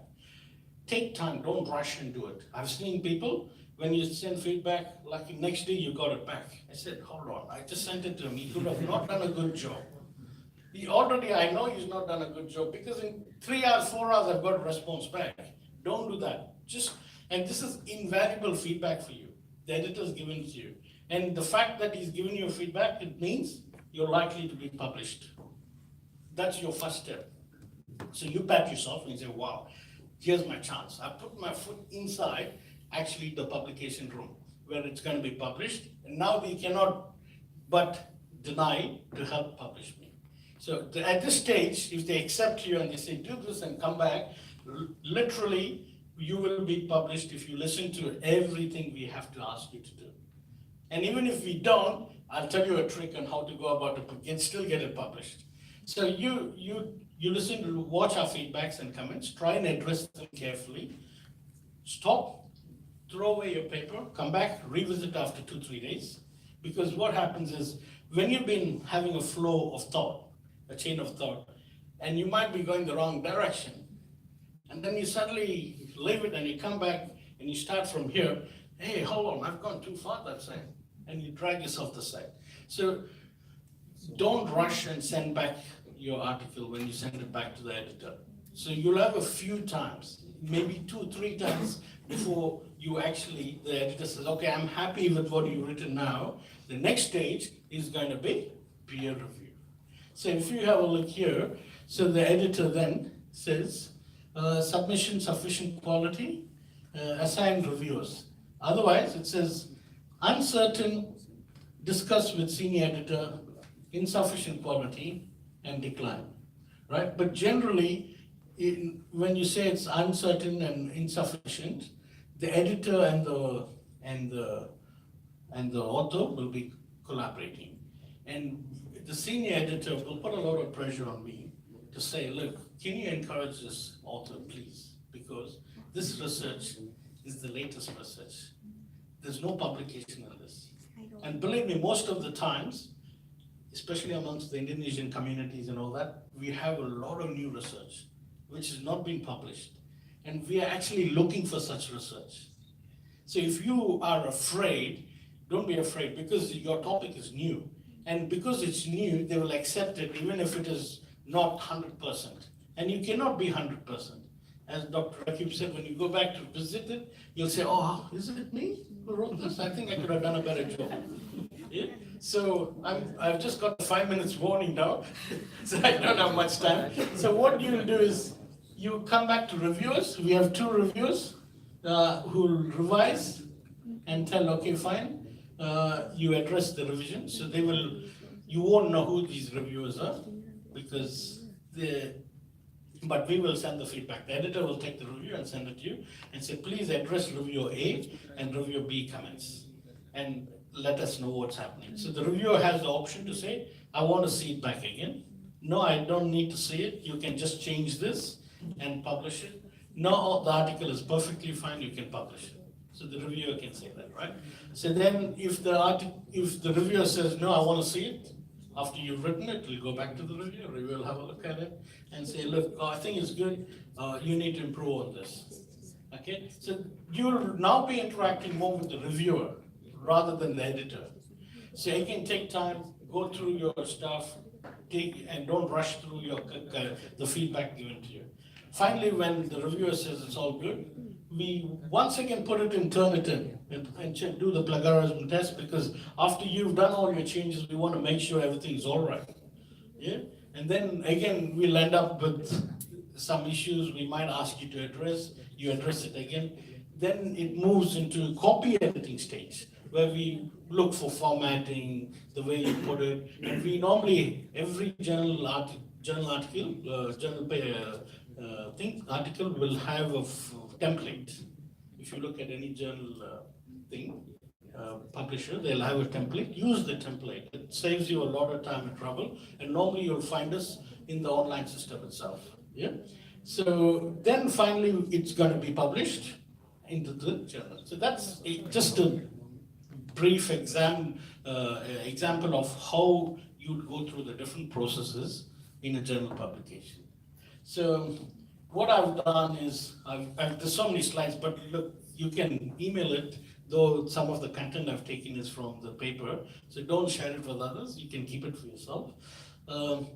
I've written some tips. I just thought off my head and I said, oh, maybe I'll write some tips to share as a new person who hasn't published what you can do.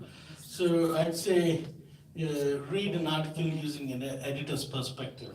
So when you open up an article now and you look at the different subheadings and read it, ask yourself, okay, it's going to go through that process, that chain. How can I make it easy for the editor and the reviewer? If you look at it from their angle, you're more likely to tick off all the boxes.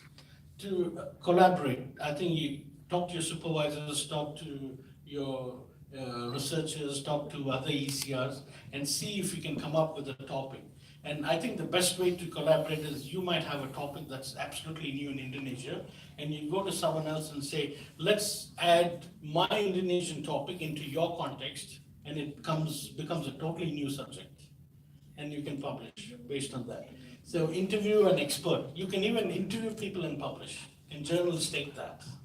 Okay, so all you need to do is find a famous, like find a Nobel Prize winner, find some top person, interview them, and send it to the journal, and this is top journal articles will publish it for you. Okay, write an abstract and present in a conference, like for example, Merck conference. Just an abstract is only 250 words. It's so simple and easy, and it adds to your reputation. Write a paper and present in a conference. So this is not just an abstract, you write the whole paper itself. Then you write a journal itself, journal article, both peer-reviewed and non-peer-reviewed. Book chapters, write a book, edit a book. Edit a book means you don't do any writing, others do it, and you actually kind of orchestrate the whole process. Then you have book review, you read a book and you review the book. And you can actually publish these things. Journal article review. Read a journal article and review the journal article. You can review a conference. You can go to a conference and have a methodology in how you review the conference and publish it. Okay? So where and how to start, you've written some points. I don't think I'm going to have time. I just got a minute. So overcoming your fear for publication one step at a time. I think this is very, very important. I think the biggest challenge for us is fear. We just feel we are not confident enough. And I think if you can overcome that, and as Dr. Rakib said, it's so true, you start with one publication at a time. And the more you do it, the more expert you become in this. So then you get the other thing helps from you. I'm going to quickly go to the journal itself over here. That's the journal, papers we accept. I've got some printouts here. So I'm going to throw a challenge for you all. So take a paper, a sheet of this here, and I've laminated one sheet, so you want to put it in your community somewhere. It tells you details of this. Go to the website. We have a theme that if you need more details of the theme and all that, I can email it to you. So try and work around, even if it's not around the theme, don't worry about it. Try and submit something. Give it a go. But before you submit, talk to your supervisor, get them to read it. They don't have to be co-authors. You just prepare everything. When you've got your wife or husband or children to read it, you get your other colleagues to read it. Then you go to your supervisor, then your supervisor reads it. Then you go to the academic language development people, ask them to read it, then go and submit. Then you've come to a point where it's worthy of putting it in the journal. And your chances are more likely to be accepted. So I'm throwing a challenge for you all. Get a thin sheet of this and try and publish and submit it to the online journal. Thank you for your patience. Thank you so much for Mr. Roy Rosario for insightful knowledge in publishing journal article. Now we open another session for question and answers. Any other questions? Yeah, okay, of course. Thank you very much for your presentation. It's really very helpful. And I know very little about this, but I think I've got a question. So when we submit our article and it takes probably some time to edit it, and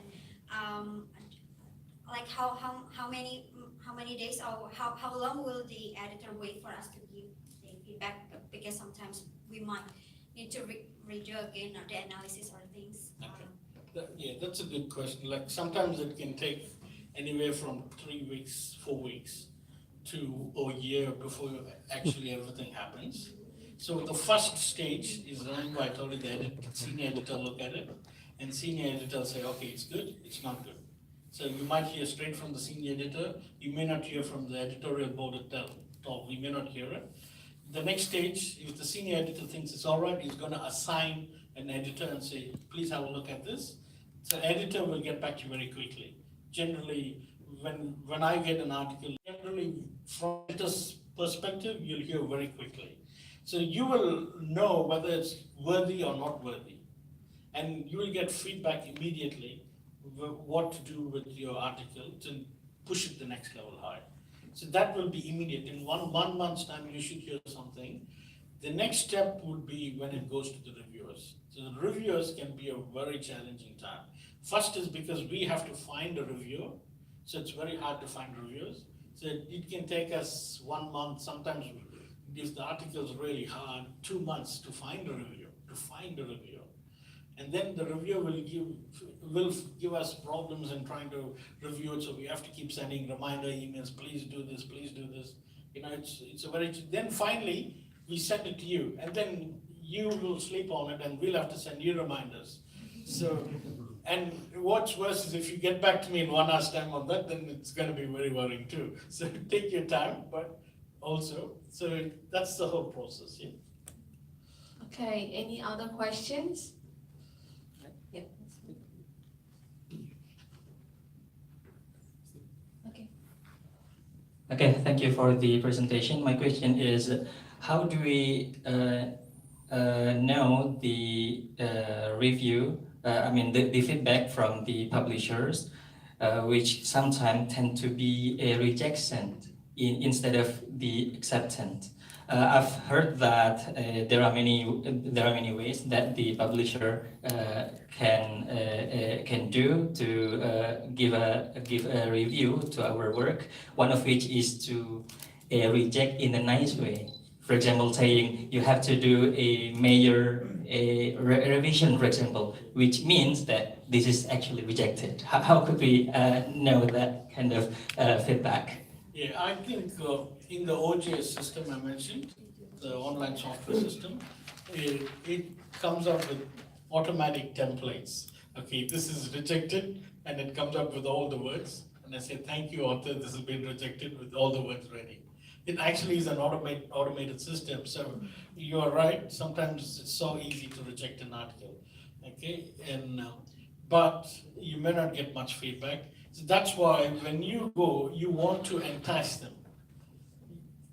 If you entice them, one is with your topic, your research topic is something interesting me. I think you've done more or less a good job. Your subtitles and all that are good. You just a bit of academic language and a little polishing here and there. I might say, okay, let's take it, work on this. So my tip for that is try and read an article in your field. Take your topic, right? Whatever your topic is, you are an expert in that topic. Find a really good journal article, awesome journal article, print it, read it 10 times. Okay? Then take the subheadings and you put your stuff in the subheading. And then like how Dr. Rakib gave you, before you do that, create that sentence. That sentence is really good because it actually summarizes the whole paper. If you have a look at your PhD is revolved around that. Introduction, methodology, literature review, methodology, discussion and findings, and then you have some suggestions in conclusion. So just follow that same format. Even in your minor thesis, you will have the same thing. Even in your probably mini thesis, you might have that. So follow that format. That's one tick. Okay. Two, make sure you read your paper and get others to read it before you submit it. That way, you are not only looking at it from your angle, but others too are looking at it, and they might give you some critical feedback. Work on that and then submit it. Chances are more likely they will say, yes, we will accept it, but if you need to correct these things. But if they say no, that means it's really bad. That's why we cannot accept it. But one more tip I want to tell you, right? Let's say you've done everything. I'm glad I remembered this. Let's say you've done everything. The editor says, okay, this is good. We submit it to peer review. Peer review gives feedback and you do it. Then it goes back to the peer reviewer, and the peer reviewer says, no, I'm not happy, decline it. Let's say that, okay? Now you put in about 8 months of work or 1 year of work, and the peer reviewer says decline it.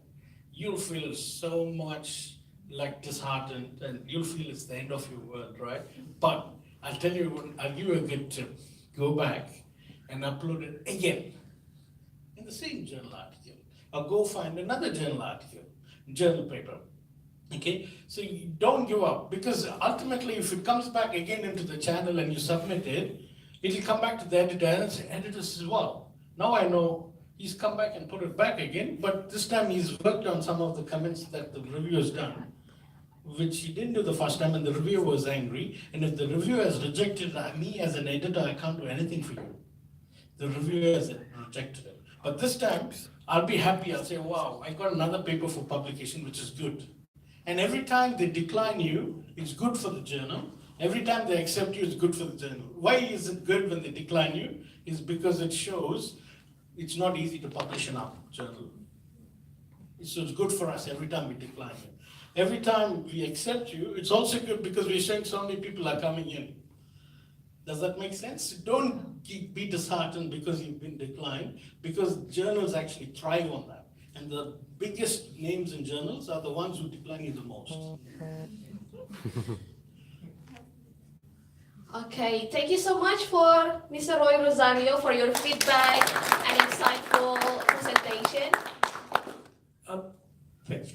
Can I just add two things quickly before you take over? Yeah, sure. Thanks a lot for that. Just on the back of what Roy said, and I have to say, think about exchanges very seriously, because I like these guys' work ethics. I mean, the response time and the accountability and the quality that you are so meticulous about.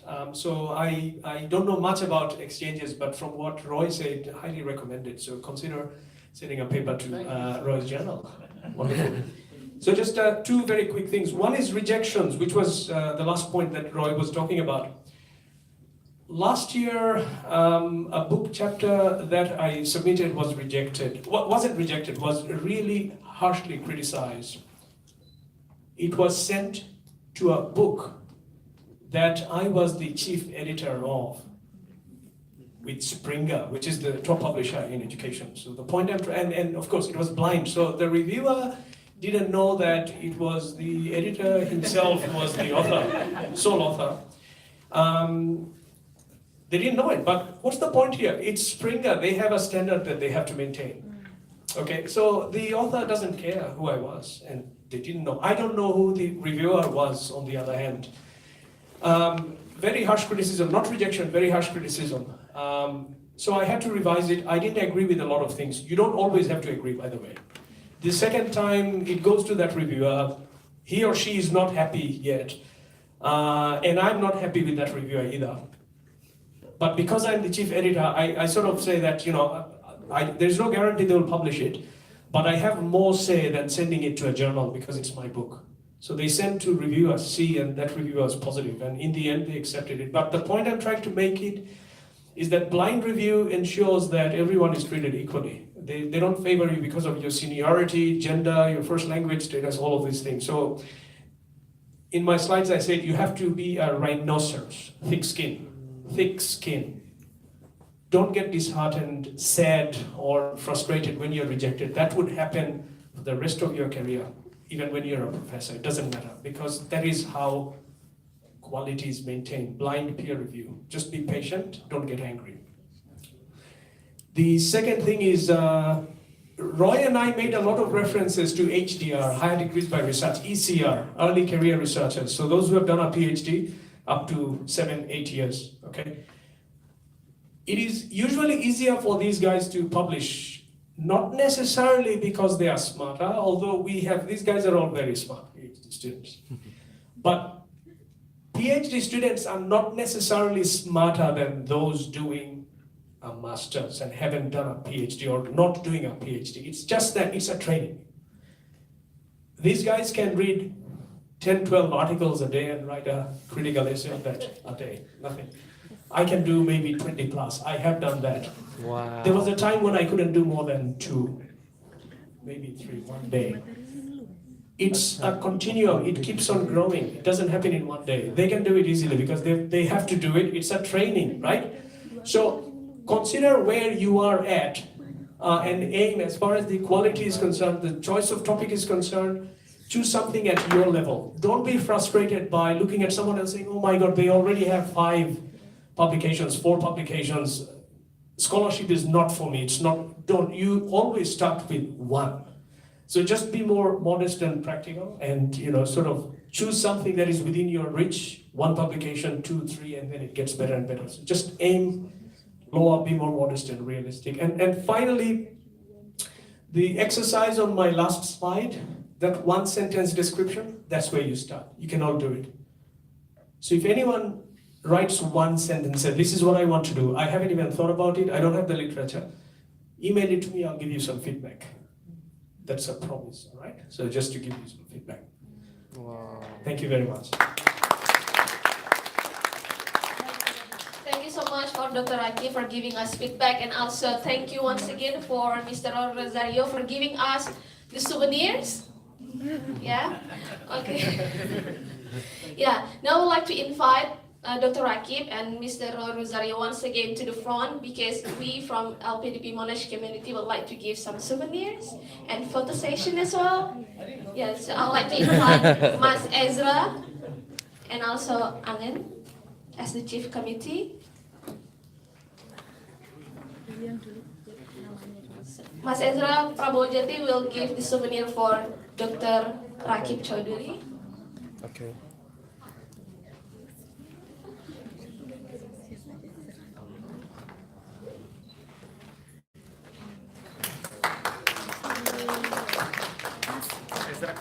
Sertifikatnya keluarin. Wow. Oh my God, look at that.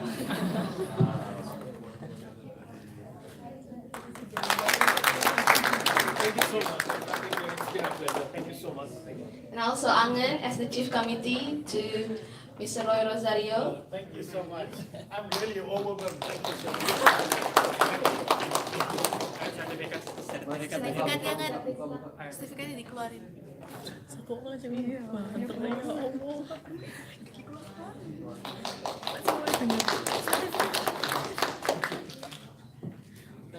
Thank you so much. Okay. Much appreciated. Thank you. Thank you. I have to rush somewhere if you don't mind. Oh, okay. So maybe we can have a quick photo session with the remaining keynote speaker. Nggak bisa. LPDP aja. Yeah. Before rolling. Okay. PowerPoint-nya yang judul aja. Judul workshop. 1, 2.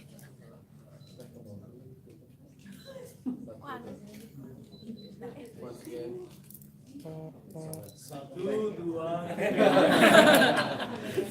Thank you so much once again for Dr. Rakib and Mr. Rosario.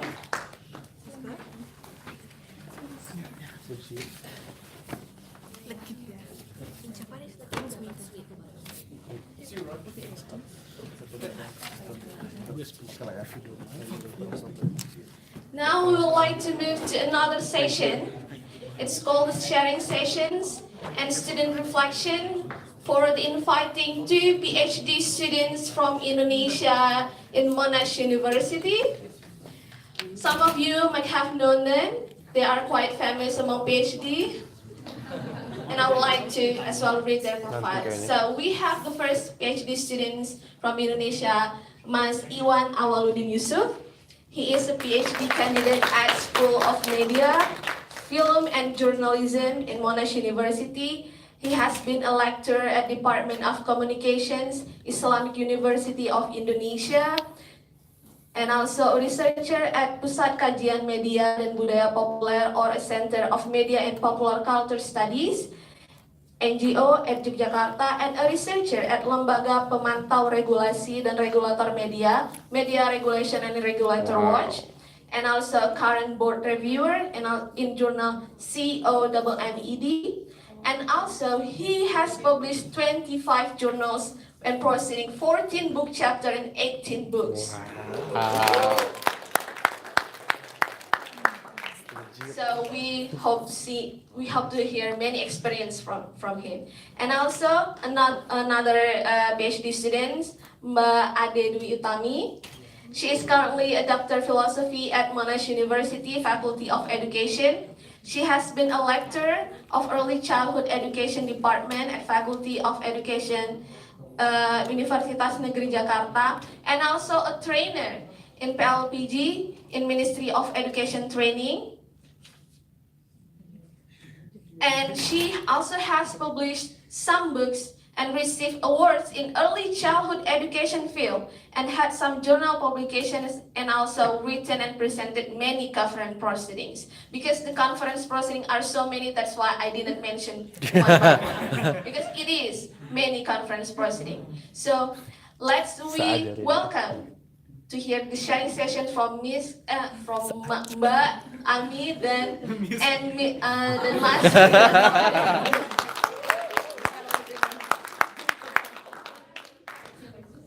Yeah, we would like to invite Mas Iwan first. Yeah. And maybe Mas Nazil also want to join after Mbak Ami.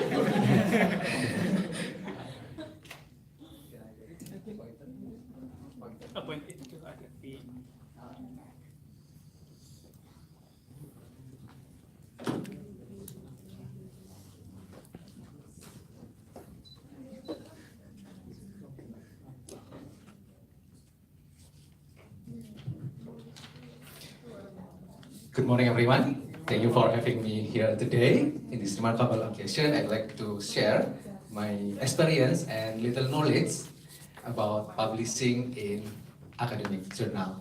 Of course, I'd like to make a confession that I am Ankara Imparo. I'm still learning. So I don't mean to teach you all, but we are learning together, right? Okay. Let's kick off.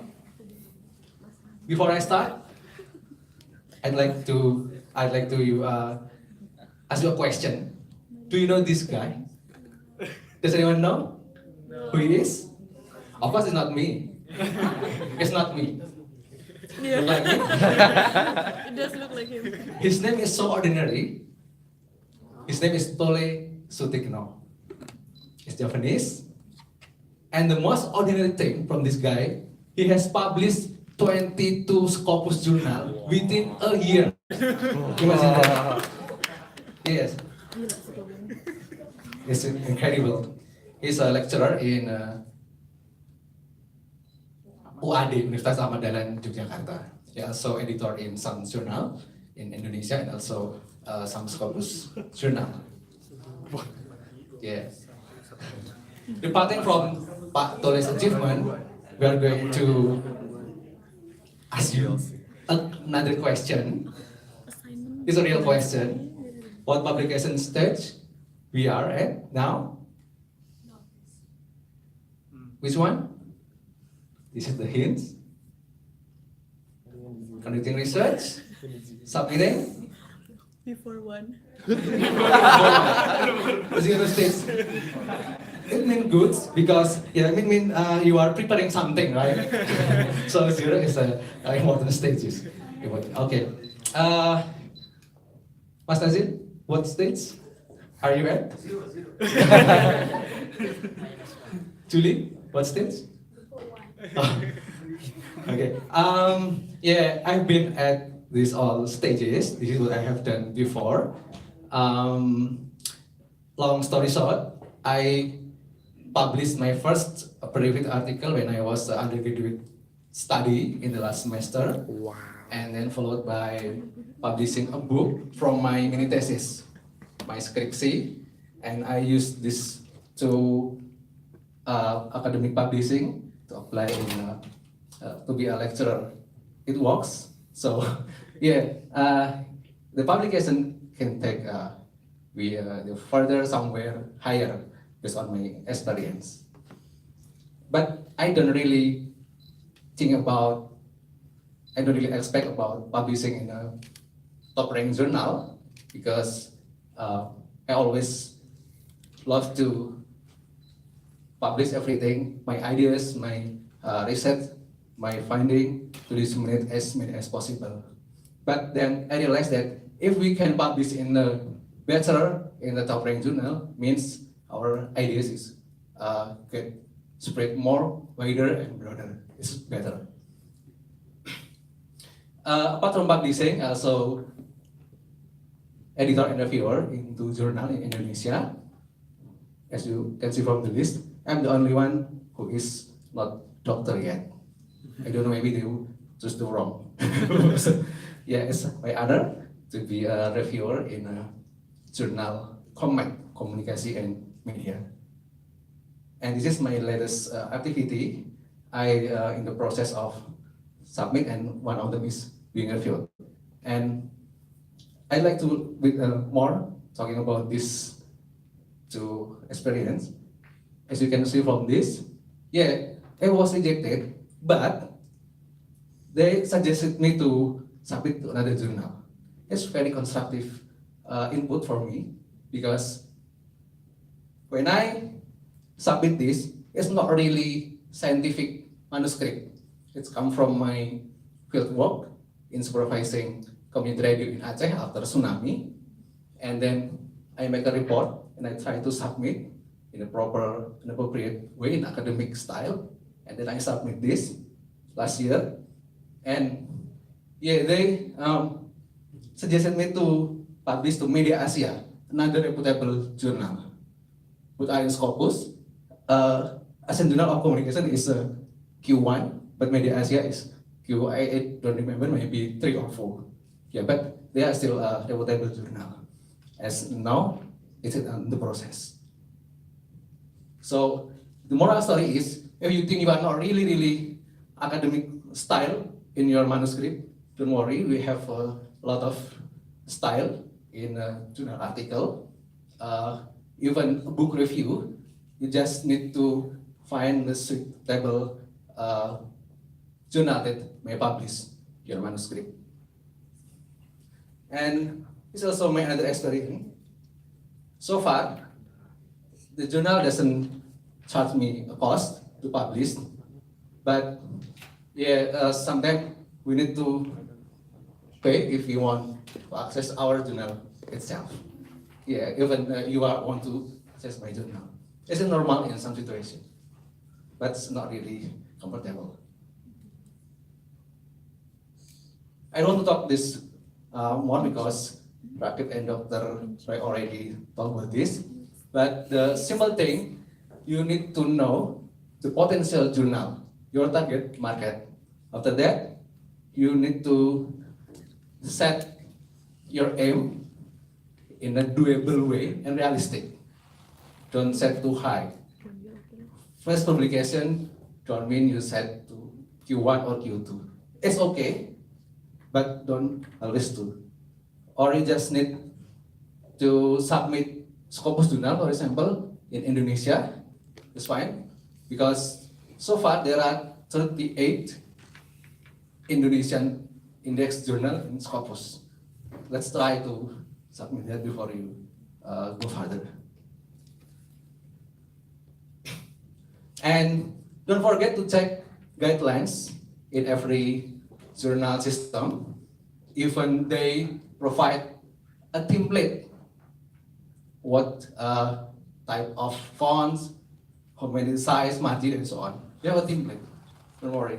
And usually, the system is so professional and full online, so you don't need to send email to the editor and so on. The communication, the email reply, and so on is held in on a system. Okay, and before I submit my paper, usually I try to ask my friend, or in this case, to my supervisor, to check my manuscript, and after they give me a feedback, I try to revise. If I finally submit it.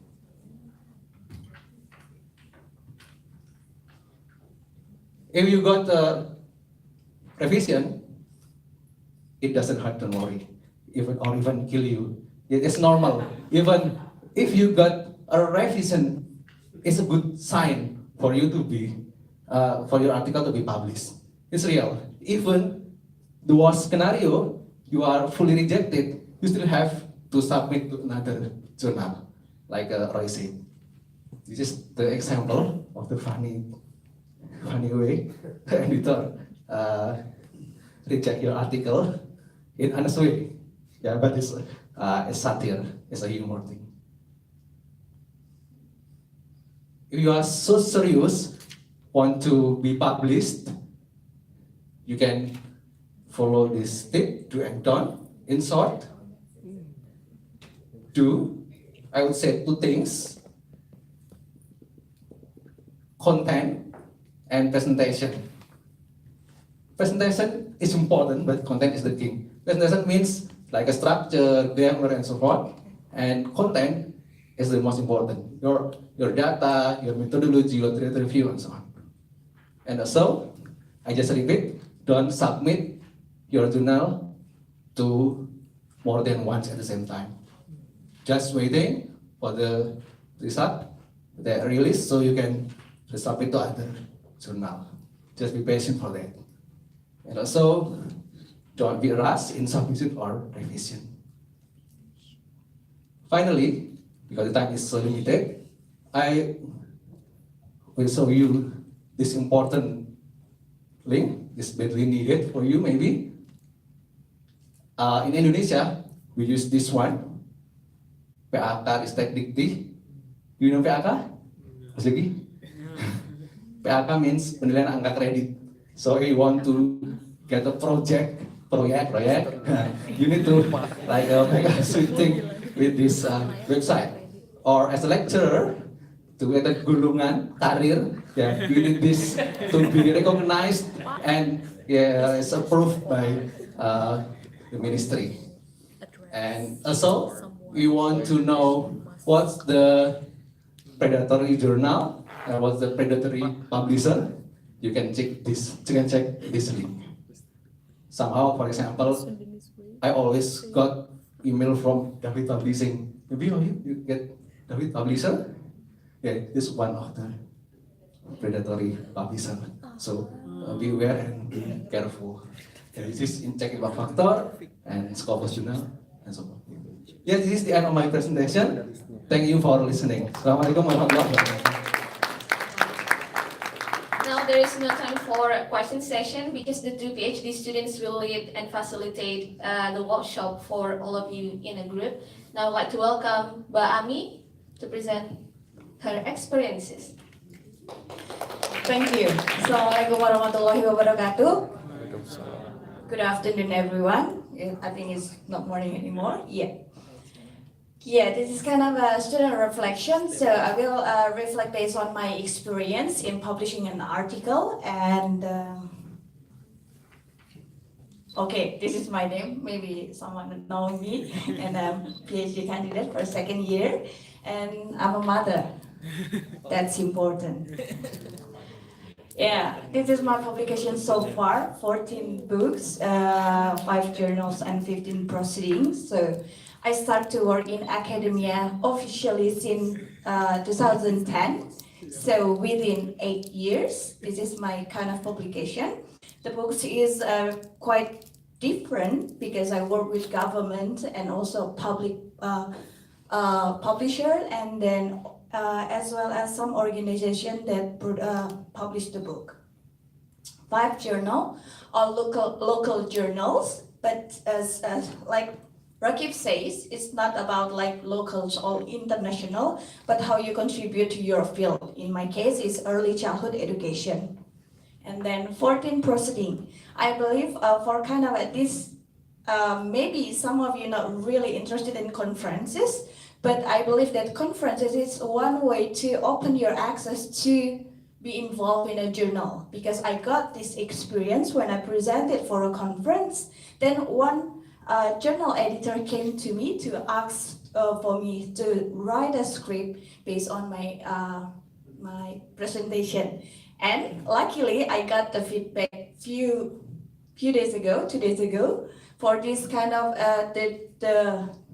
the journal, the article that I write based on my presentation. So how lucky I am! It start from a presentation in a conference. What's the name of the journal? Early years is high Q1 journal. Wow. So I met these guys in Canada when I presented for ISCAR, as well as I got the outstanding presentation for this paper. So double prize for me. And linked to Rakib's presentation, I also agree you have to find why you should publish a journal.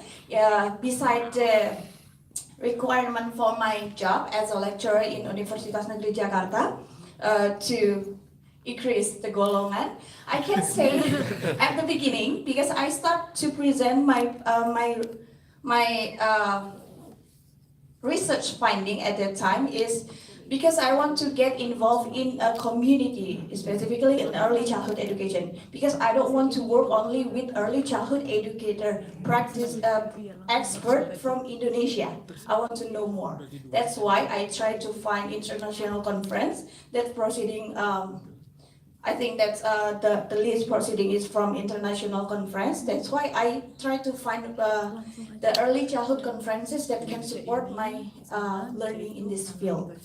And then I think that's now we have good reason as a awardee for our scholarship, because publishing a journal means we get more money, right?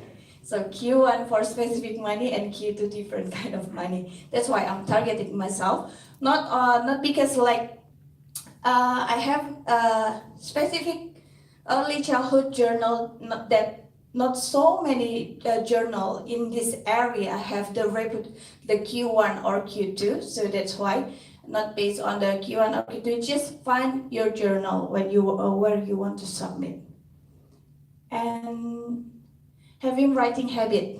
So usually at the moment I'm targeting myself to write 1,000 words per day. Because of PhD student, we train to write the whole day. But I couldn't read 12 articles in a day, only 5 articles.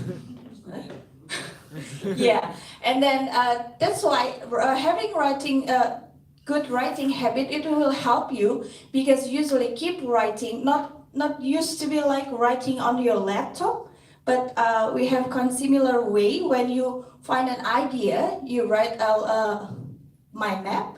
Based on the like you now study in the university, so you know like what the theoretical base or the concept in your field. Then refer back to the Indonesian condition. That's so many gaps, and write down it as the initial idea for your writing. It's really good point, because I started since my undergrad. And then choosing the right journal. So I won't talk a lot about this, because just refer to, now we use Imago, because under as a LPDP awardee, we have very strict regulation now. So I always double check to like the university link from government and also Imago.com.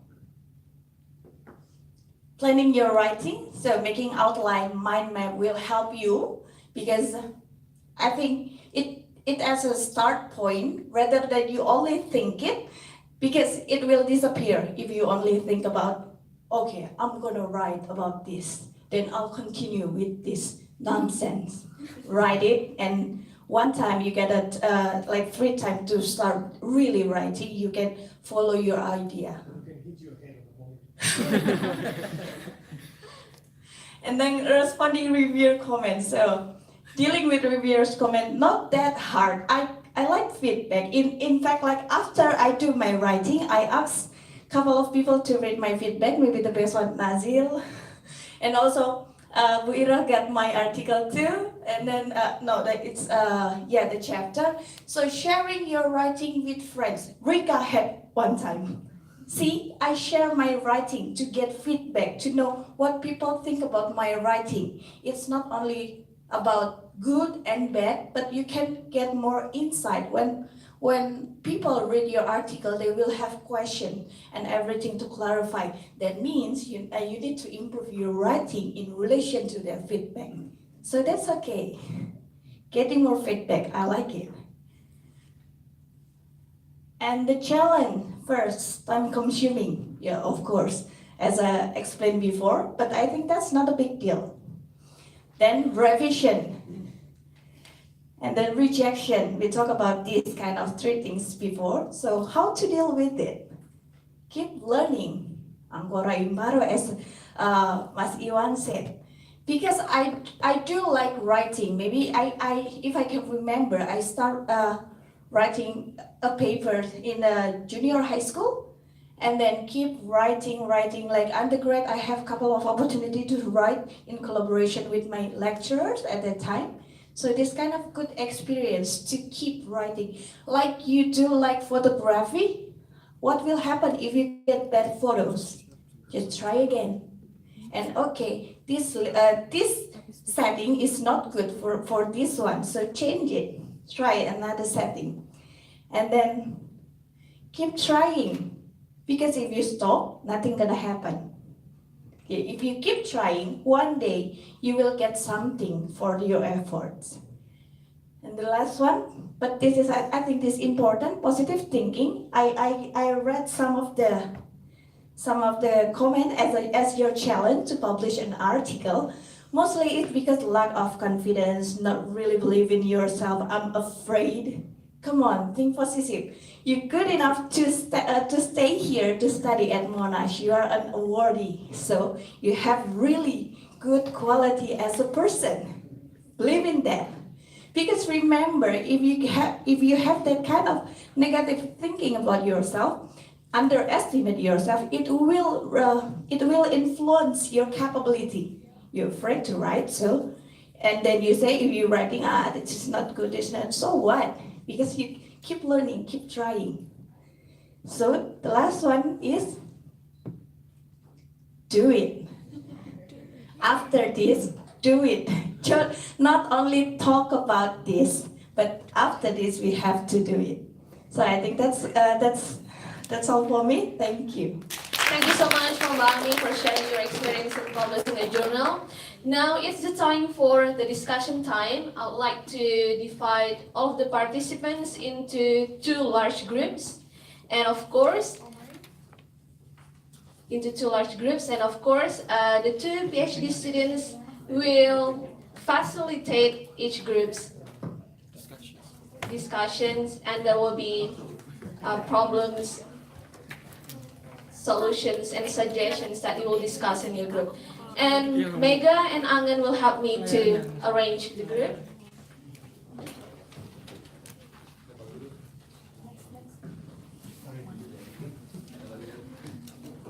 Okay, probably this table, I would like to move to the group 1 there, because there are a whiteboard. You can write everything about the journals. And from this table, you may move to this group, to discuss the challenges in publishing journals, so that the PhD students could help you to understand what kind of challenges and how to solve the problems. Thank you.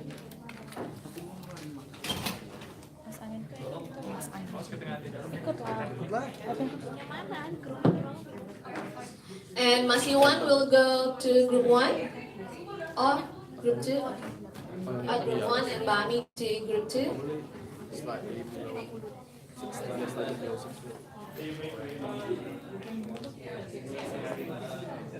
Iya ya. Tapi ini udah pas banget nih. And where's the group 1? Okay, and group 2? Yes, will be here. No need to move Mas Nazil.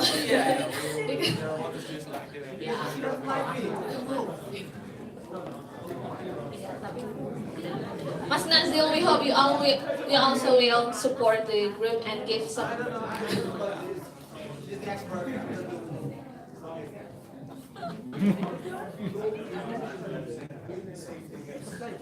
Yeah. Okay. Yeah. And Dr. Rakib will also give some supervisions to each of the group.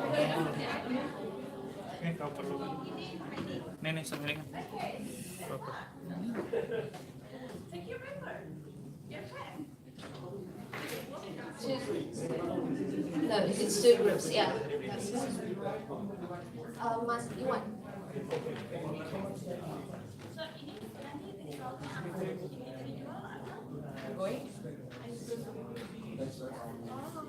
So we have 15 minutes time to discuss about the problems that might arise in publishing the journal articles, and also the solutions, and discuss the suggestions that we can do with the facilitator.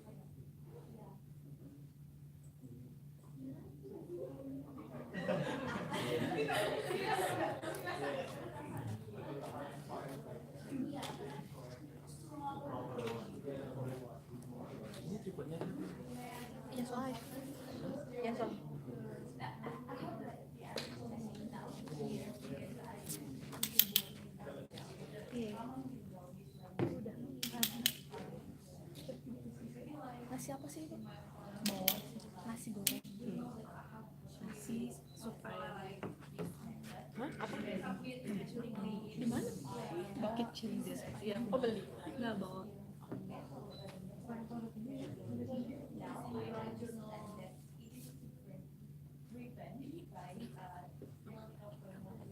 Enggak, oke itu di situ. Dia banyak yang beda sampai itu apa?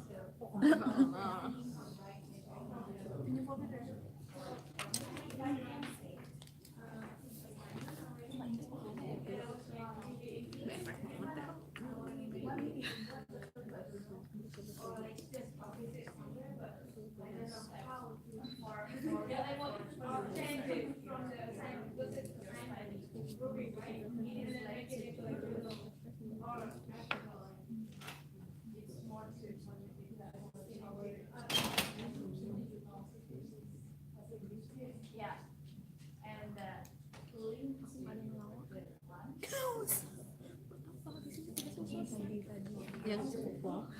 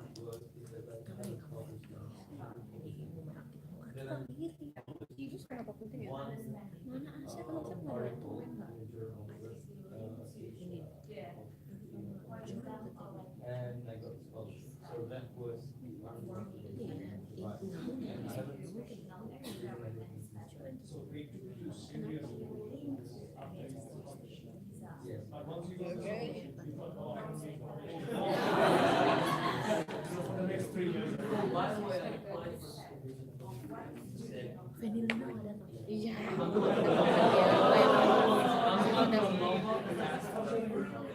Jadi apa hubungannya?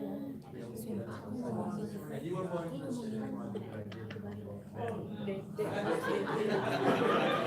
gemes.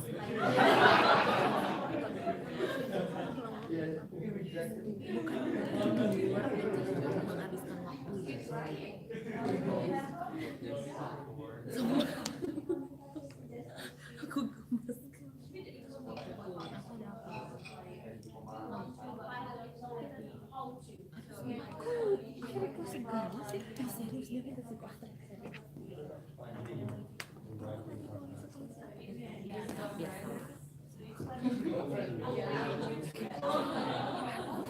yakinkan mereka buat ada Facebook.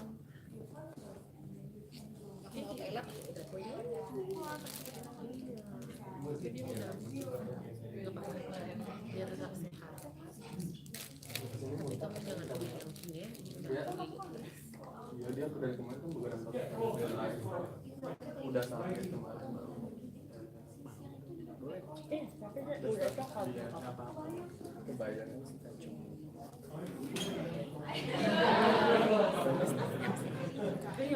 cara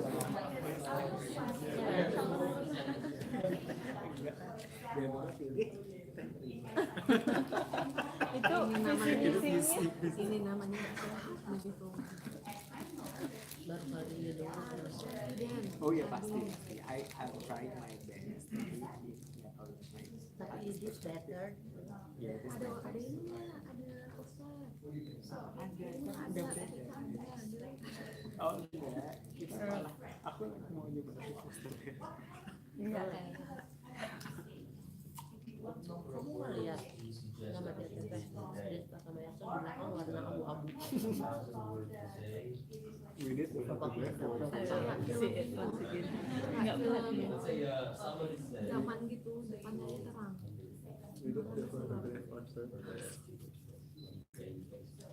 Jadi plastiknya jangan kayak gini. Oh plastik itu.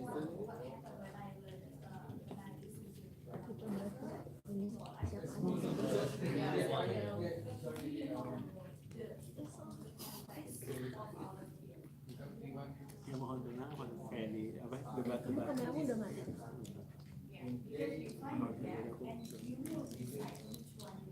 Senang dong aku nggak ada foto. Aku enggak. Ada kan kamu MC Bu. Iya. Aku atrak dia mau ya. Rumet nih.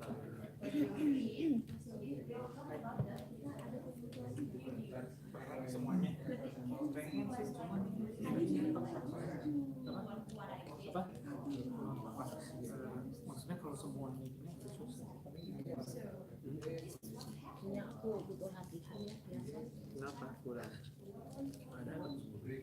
Dapat sih.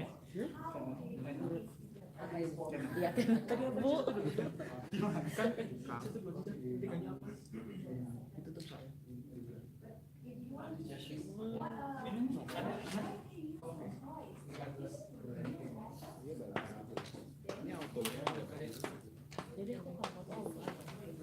Kalau lapor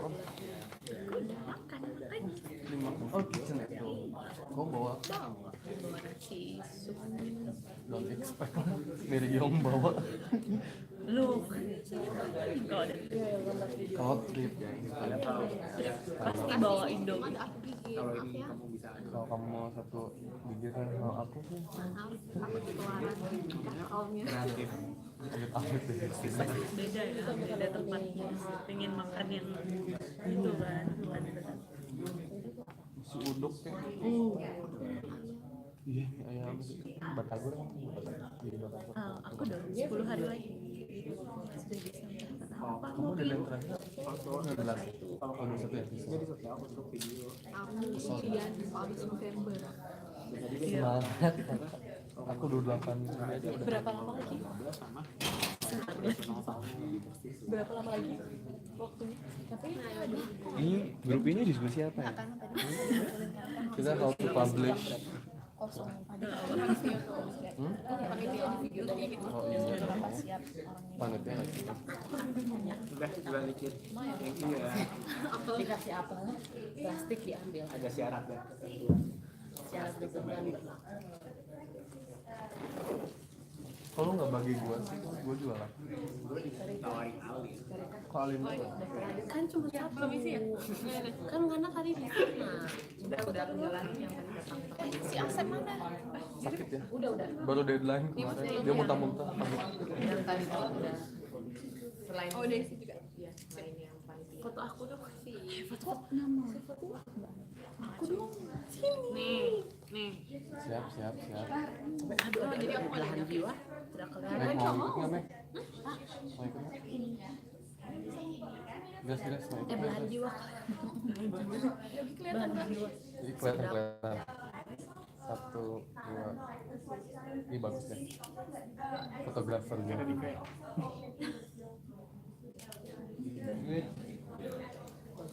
bagus kok, bagus nih.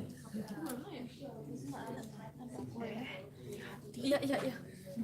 Hati-hati itu jadi Nih, Teteh, Apa? hati-hati itu jadi bahan bagus kan. mana-mana. Pemilihan. Oh, memang ada yang dapat ya. Gimana fotografer sih? Sumpah Ana ya. Coba satu lagi. Ada dua kan. Berapa sih? Desa ada garis-garis gitu. Oke. Lu mau cuma lihat yang aku tadi mana? Bagus dong. Mana kira. Goyang. Ulang. Ulang dong. Maksa banget Bu. Satu tuh. Yang kamar ibu dulu.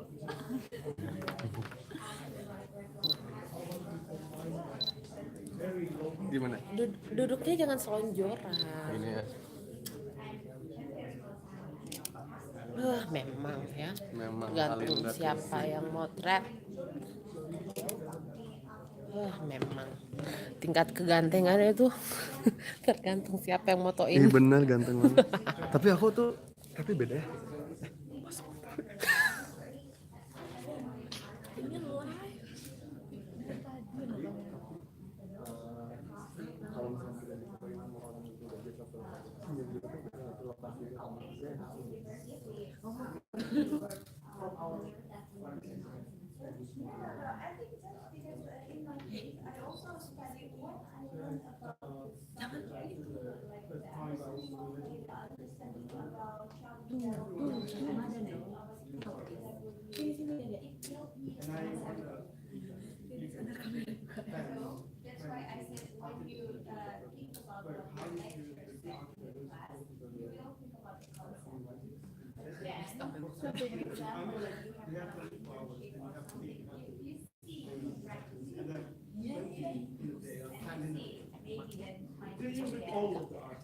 Yang bagus pasti kalau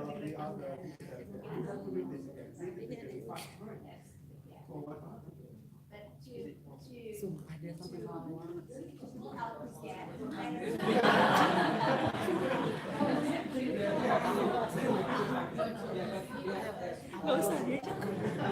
Jangan kau sambung-sambung Lori aja. Tapi aku nggak. Iya kayak. Nggak boleh.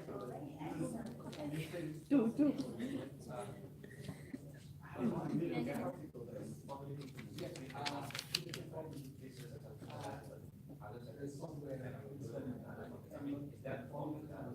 Padahal aku pengen denger ada maksudnya tadi presentasinya tapi aku makan serius.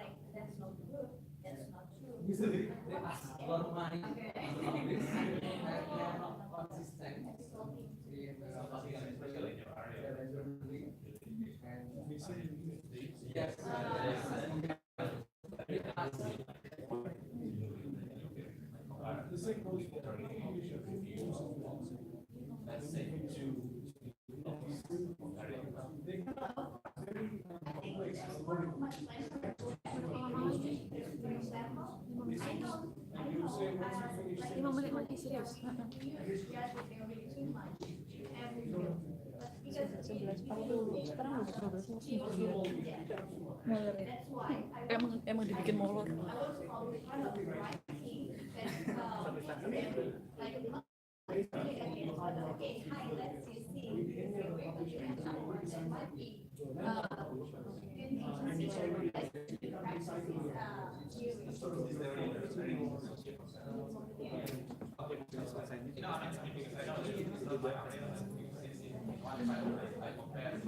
Okay, guys, there will be 5 minutes left to wrap up all your discussion. Kalau yang untuk itunya juga ada yang evaluasi.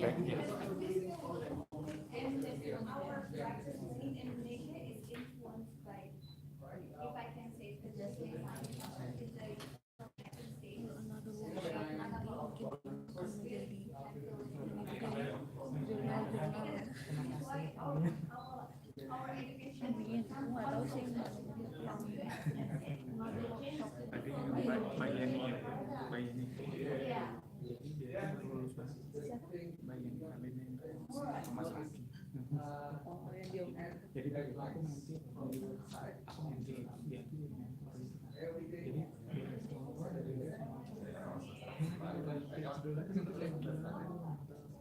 Iya masih kalau cowok ya aja.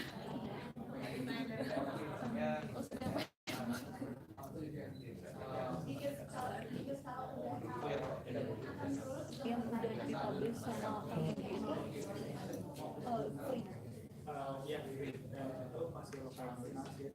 Ih, kan nggak boleh gitu. Bukan masih. Nggak ada kata masih.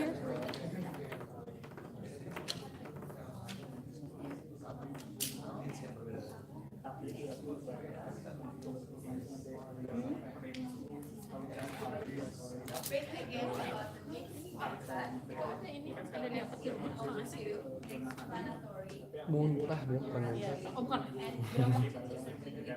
Muntah.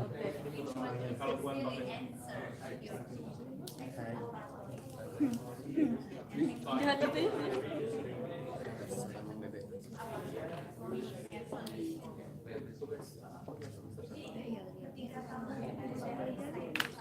Cari videonya Kumadinya Mela, nyari ya.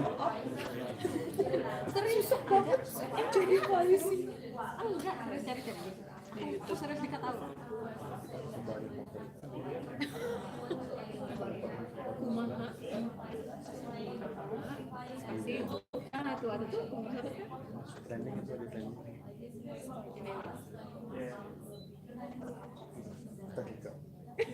Yeah, Why should we choose the other?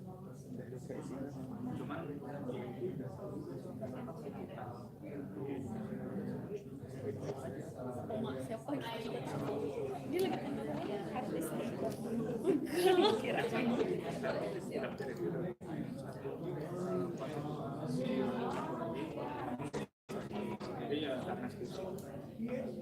jadi kayak satu skripsi buat 2 jurnal.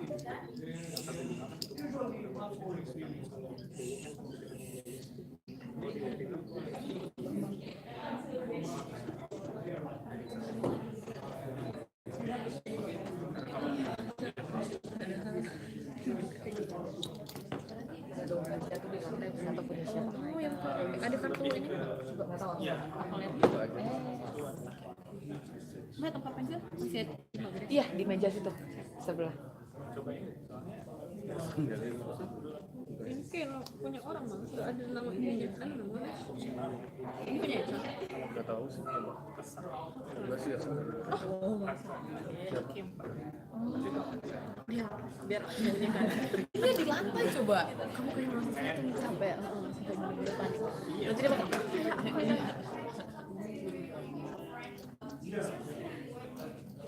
Senang banget ini anime. Dia yang landanya di terus dia bilang gini, gimana tadi aku melucunya gimana? Tapi dia sebagus itu ya. Maksudnya Emang natural ya. Kamu nggak makan mie resto juga, Wi? Enggak, ini pengaruh sama guru di kemarin. Hah? Guru di. Oh iya. Gara-gara buru nasi goreng kemarin, kok bisa ada orang mau makan itu enak kan? Enak tahu. Iya, aku bawa dari Indo 8 botol. Mulai ditayangin kameranya bagaimana? Mau kamu kuat? Baru tadi diuji, ya kan? Sekarang udah langsung berubah namanya. Yes. Makasih loh, ini udah emphasize. Kalau Lura gini, dia aku konsisten kan? Oke. Ini yang calon Lura beneran datang. Lapar. Ada aku nggak? Ada tadi. Cuma 2 orang tapi yang ini. Yang ngeliat. Ada yang komen nggak? Dika Haryadi. Halo, Monash LPDP. Hah? Si Asep kenapa miss call sih? Banyak dong. Salah kartunya dia juga. Is it possible to like upload 3 hours video in Alinda's channel gitu? Berat banget. See you in my last vlog, kan dia bilang. See you in the next vlog. First dia vlog kalau Alin, dia punya vlog. Nih, Endingnya gitu. ini ada ya? Ini ada kan? Ada kan? Ya aneh banget kan? Sakit nggak sih? Ada di bawah tapi Nggak, sakit. nggak lucu. Dia Dede tidak kok puaskan gitu. gitu deh.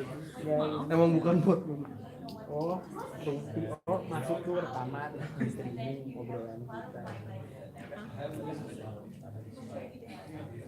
Yang nonton cuma kan mau satu.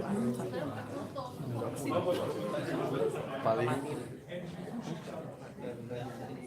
udah Belakangnya jadi masih kampanye habis kampanye langsung pemilihan oh habis ini makan dulu udah pingsan udah sama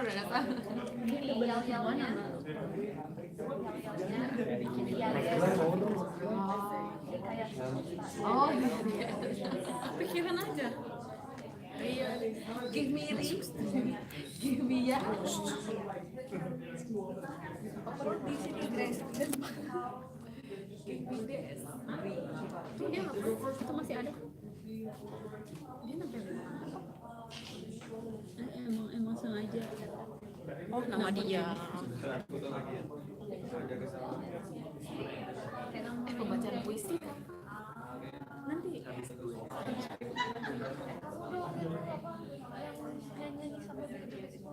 mau fotoin dan minta fotoin mereka yang baca nih ada iya Jadi udah kayak itu Yang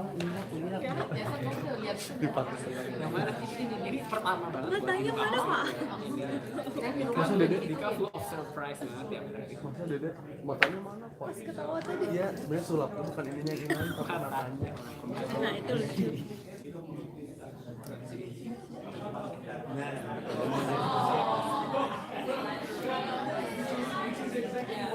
Promosi yang bagus ya, biar nanti aku coblos sama apa nih?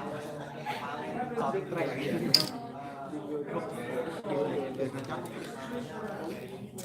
Jangan lupa klik. Tuh lihat kemarin tadi keinget itu nama grup kita udah sebulan nggak diganti. Ulang tahun udah tanggal 13 April ya. Belum ada momen lagi. Ya, ini momen deadline.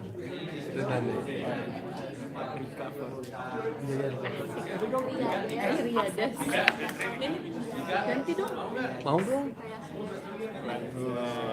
Gak ada nama grup band. Ditanya nggak tuh? Udah. Tadi 5 menitnya mau namanya. Ini ya udah aku ganti.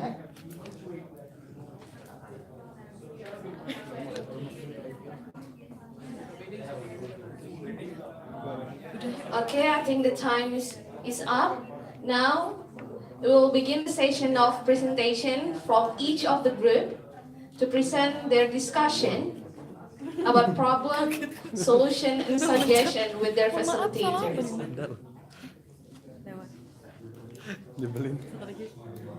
We will ask the representative from Group 1 and 2 to represent the results. We begin with Group 1 first.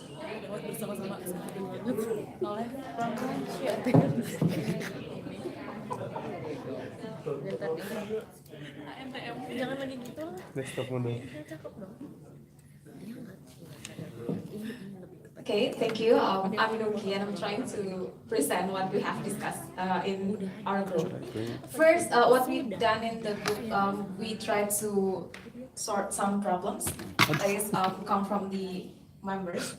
And then there are several points. The first one is about habit formation, specifically for the writing, just like what Ami suggests us to start the habit since the beginning. And then we come up with the idea of having daily or daily basis of writing, or maybe annual target for Mas Iwan suggests us. For himself, he had target in annually published his journal. And for the second point is choosing relevant issues and also topics. The idea is based on the literature review that we read, and also the reconstructing the topics that have already there in the what we mentioned about the hot topics and also the cold one.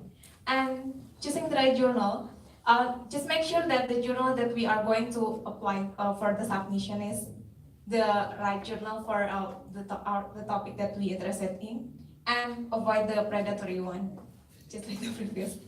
And then there is one point about adjusting what we have done for the assignment to be the journal. It's kind of shaping the content.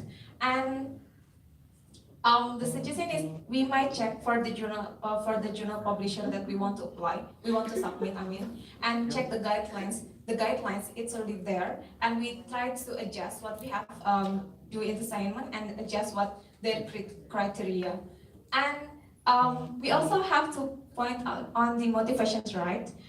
Several stories, just like Mas Ahmad, he mentioned that his first time of publication motive was for scholarship, and he mentioned that he succeeded, made it. So it's good to put on point what motivation that we really can relate on that, and we will motivate more to be more serious in the writing.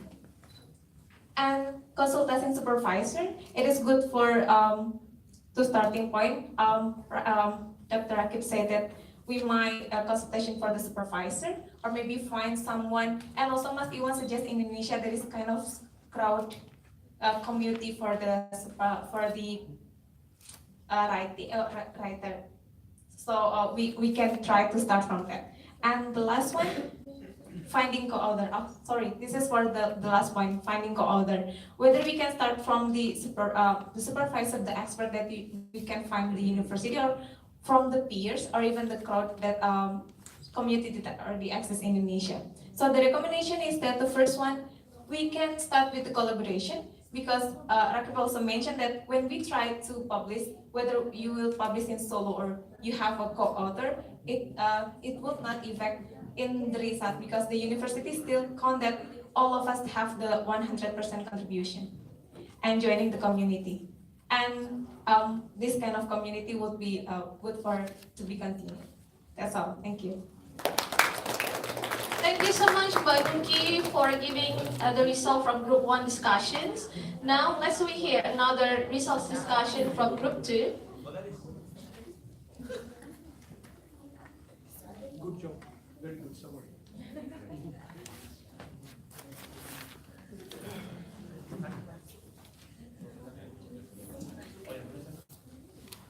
Yeah.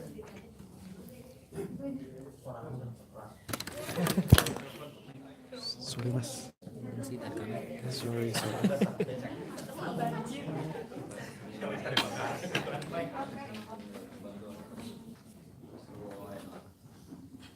So, good afternoon, everyone.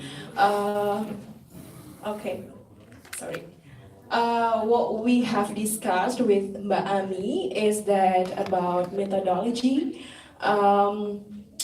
It's pretty much about how we construct the research from the very first thing until the very end when we want to dig more about that. So the first one is about the methodology. First thing first, Mbak Ami said that we have to think about the concept and the context. We were discussing about the example of the play in the early childhood education, and how the play works in early childhood education, and what theory in the early childhood education is, and we put the context on it. So that's the very first thing that we have to consider. And if we want to know more about that, we can go to the next step, which is what's the purpose of our research, and if we want to prove about the topic that we have worked on, we can consider about positivist framework. I don't know about that. It's confusing. Yeah, positivist. Positivist relates to quantitative area,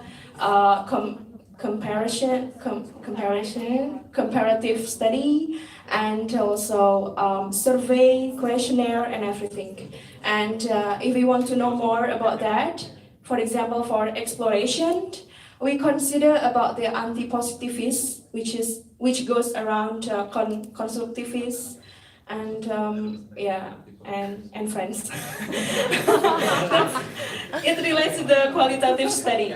Anyway, so the methodology that we have already discussed with Mbak Ami so far is like quantitative, qualitative, and also mixed. And qualitative goes around narrative inquiry, case study, ethnography, and friends. Okay, and that's pretty much area that we have discussed before. Yeah, so that's all. Yeah. Oh yeah, Mbak Ami is going to ask something.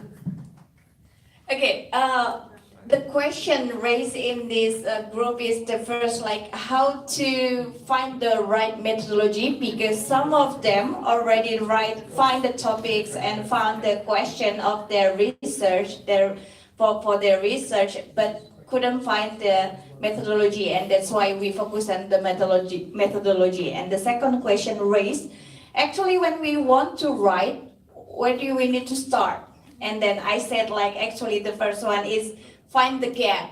Then the gap come from the concept. That the understanding of the concept, of course, you need to read. Actually, you start your literature review. It's like the cycle of doing research. It's just like that. When you see you find the gap, you have to your understanding about the concept. Now you come to the practices, and then it's now different. So what's wrong? What happened?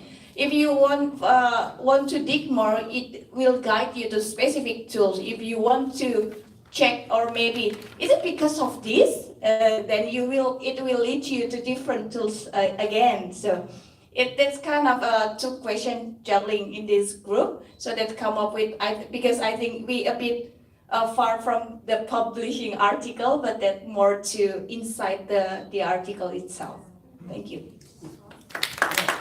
Thank you so much for each of the group who have given the insightful results for all of us here.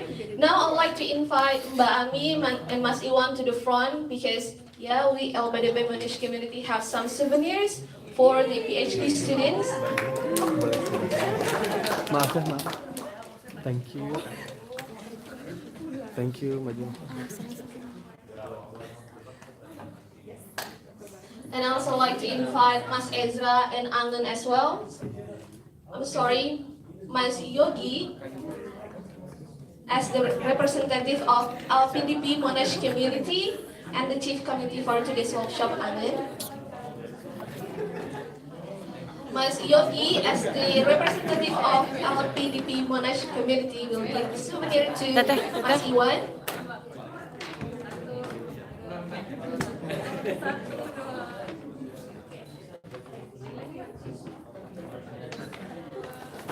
So we would like to wait for the photo session.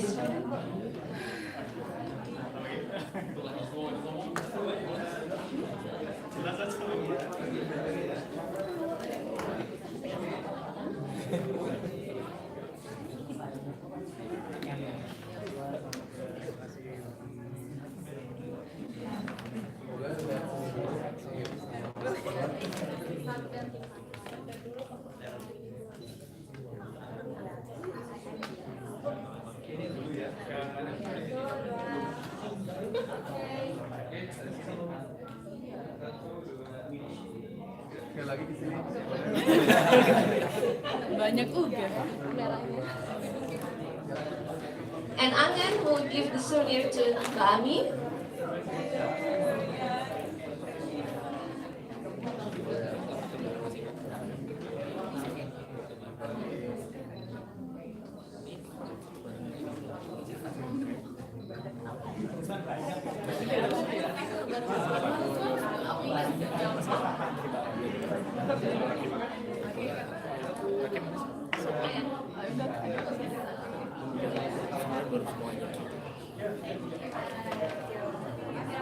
And I would like to invite all of the presenters to take a photo session with Dr. Rakib, Mas Iwan, and also Mbak Ami.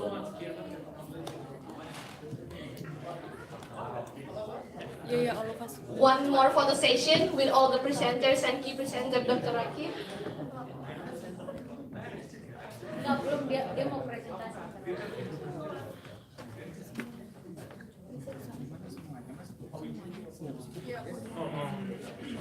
Just the three presenters first. Alinda dapat Alinda.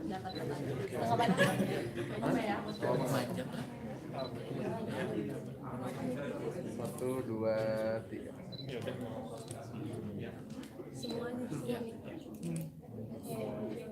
Okay. Oh, thank you. And now, I think we can ask for all the participants and committee as well to take the photo together. Oh, three of us. Okay, let's do it.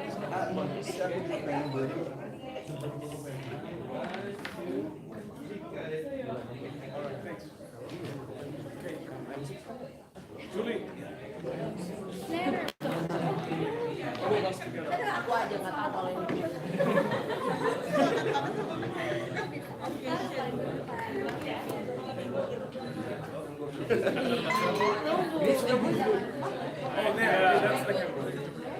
Careful with the camera. Could you slide it? I think the boss should be in the middle. Yeah. Come on.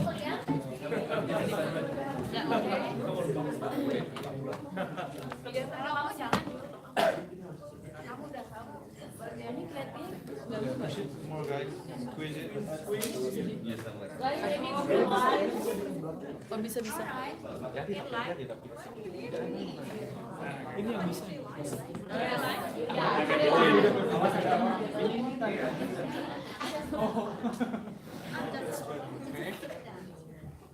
Wait. Di situ cuma sampai match mana ya? Iya. Agak gitu kan?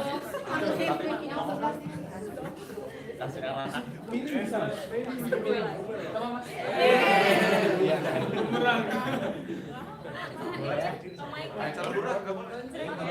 Ya, Son. Kenapa ini nggak kelihatan? Oh, bentar. Kenapa kamu ada di sini? Loh.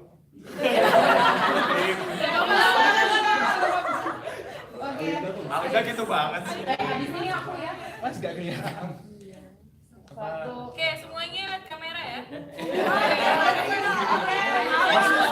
Masih nggak kelihatan. Bisa posisinya minim gitu nggak? Oke, semuanya lihat kamera ya. Senyum baik. Ya. Oke, yang best smile. Ya. Oke, one more time. Gaya bebas. It's one. Yang mana nih? Nggak ini dulu. Say journal. Oh, yang mana dulu? This first. Oke, 1, 2, 3, say journal. Okay. Oke. Cheerful one. Wait. Say what? Sini loh. Very. Iya. Saya get published. Ini kan buku ya. Kamu sini aja ke emang di sini aku. Wait.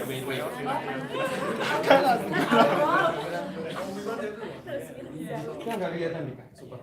Iya. Miring Dika, miring. Enggak balik Dika. Kira aku udah sendiri lagi.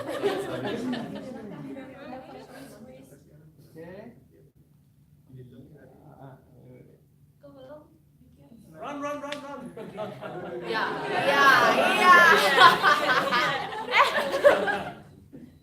Lah, di mana?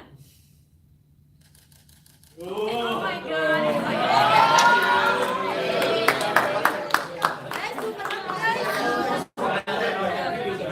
Thank you so much for all the presenters. Thank you for online participant. Damang kah? Damang alhamdulillah. We would like to remind for all the participants that we have provided the link on. Thanks for all the online participants. We have provided the link so you can download it to give feedback for all the committee. And also, we have also provided all of the presentations, the slides from the presentations. There will be a link to download the presentations. Bye online participant. Bye Mas Ezra. Bye. Say bye to online participants. Udah.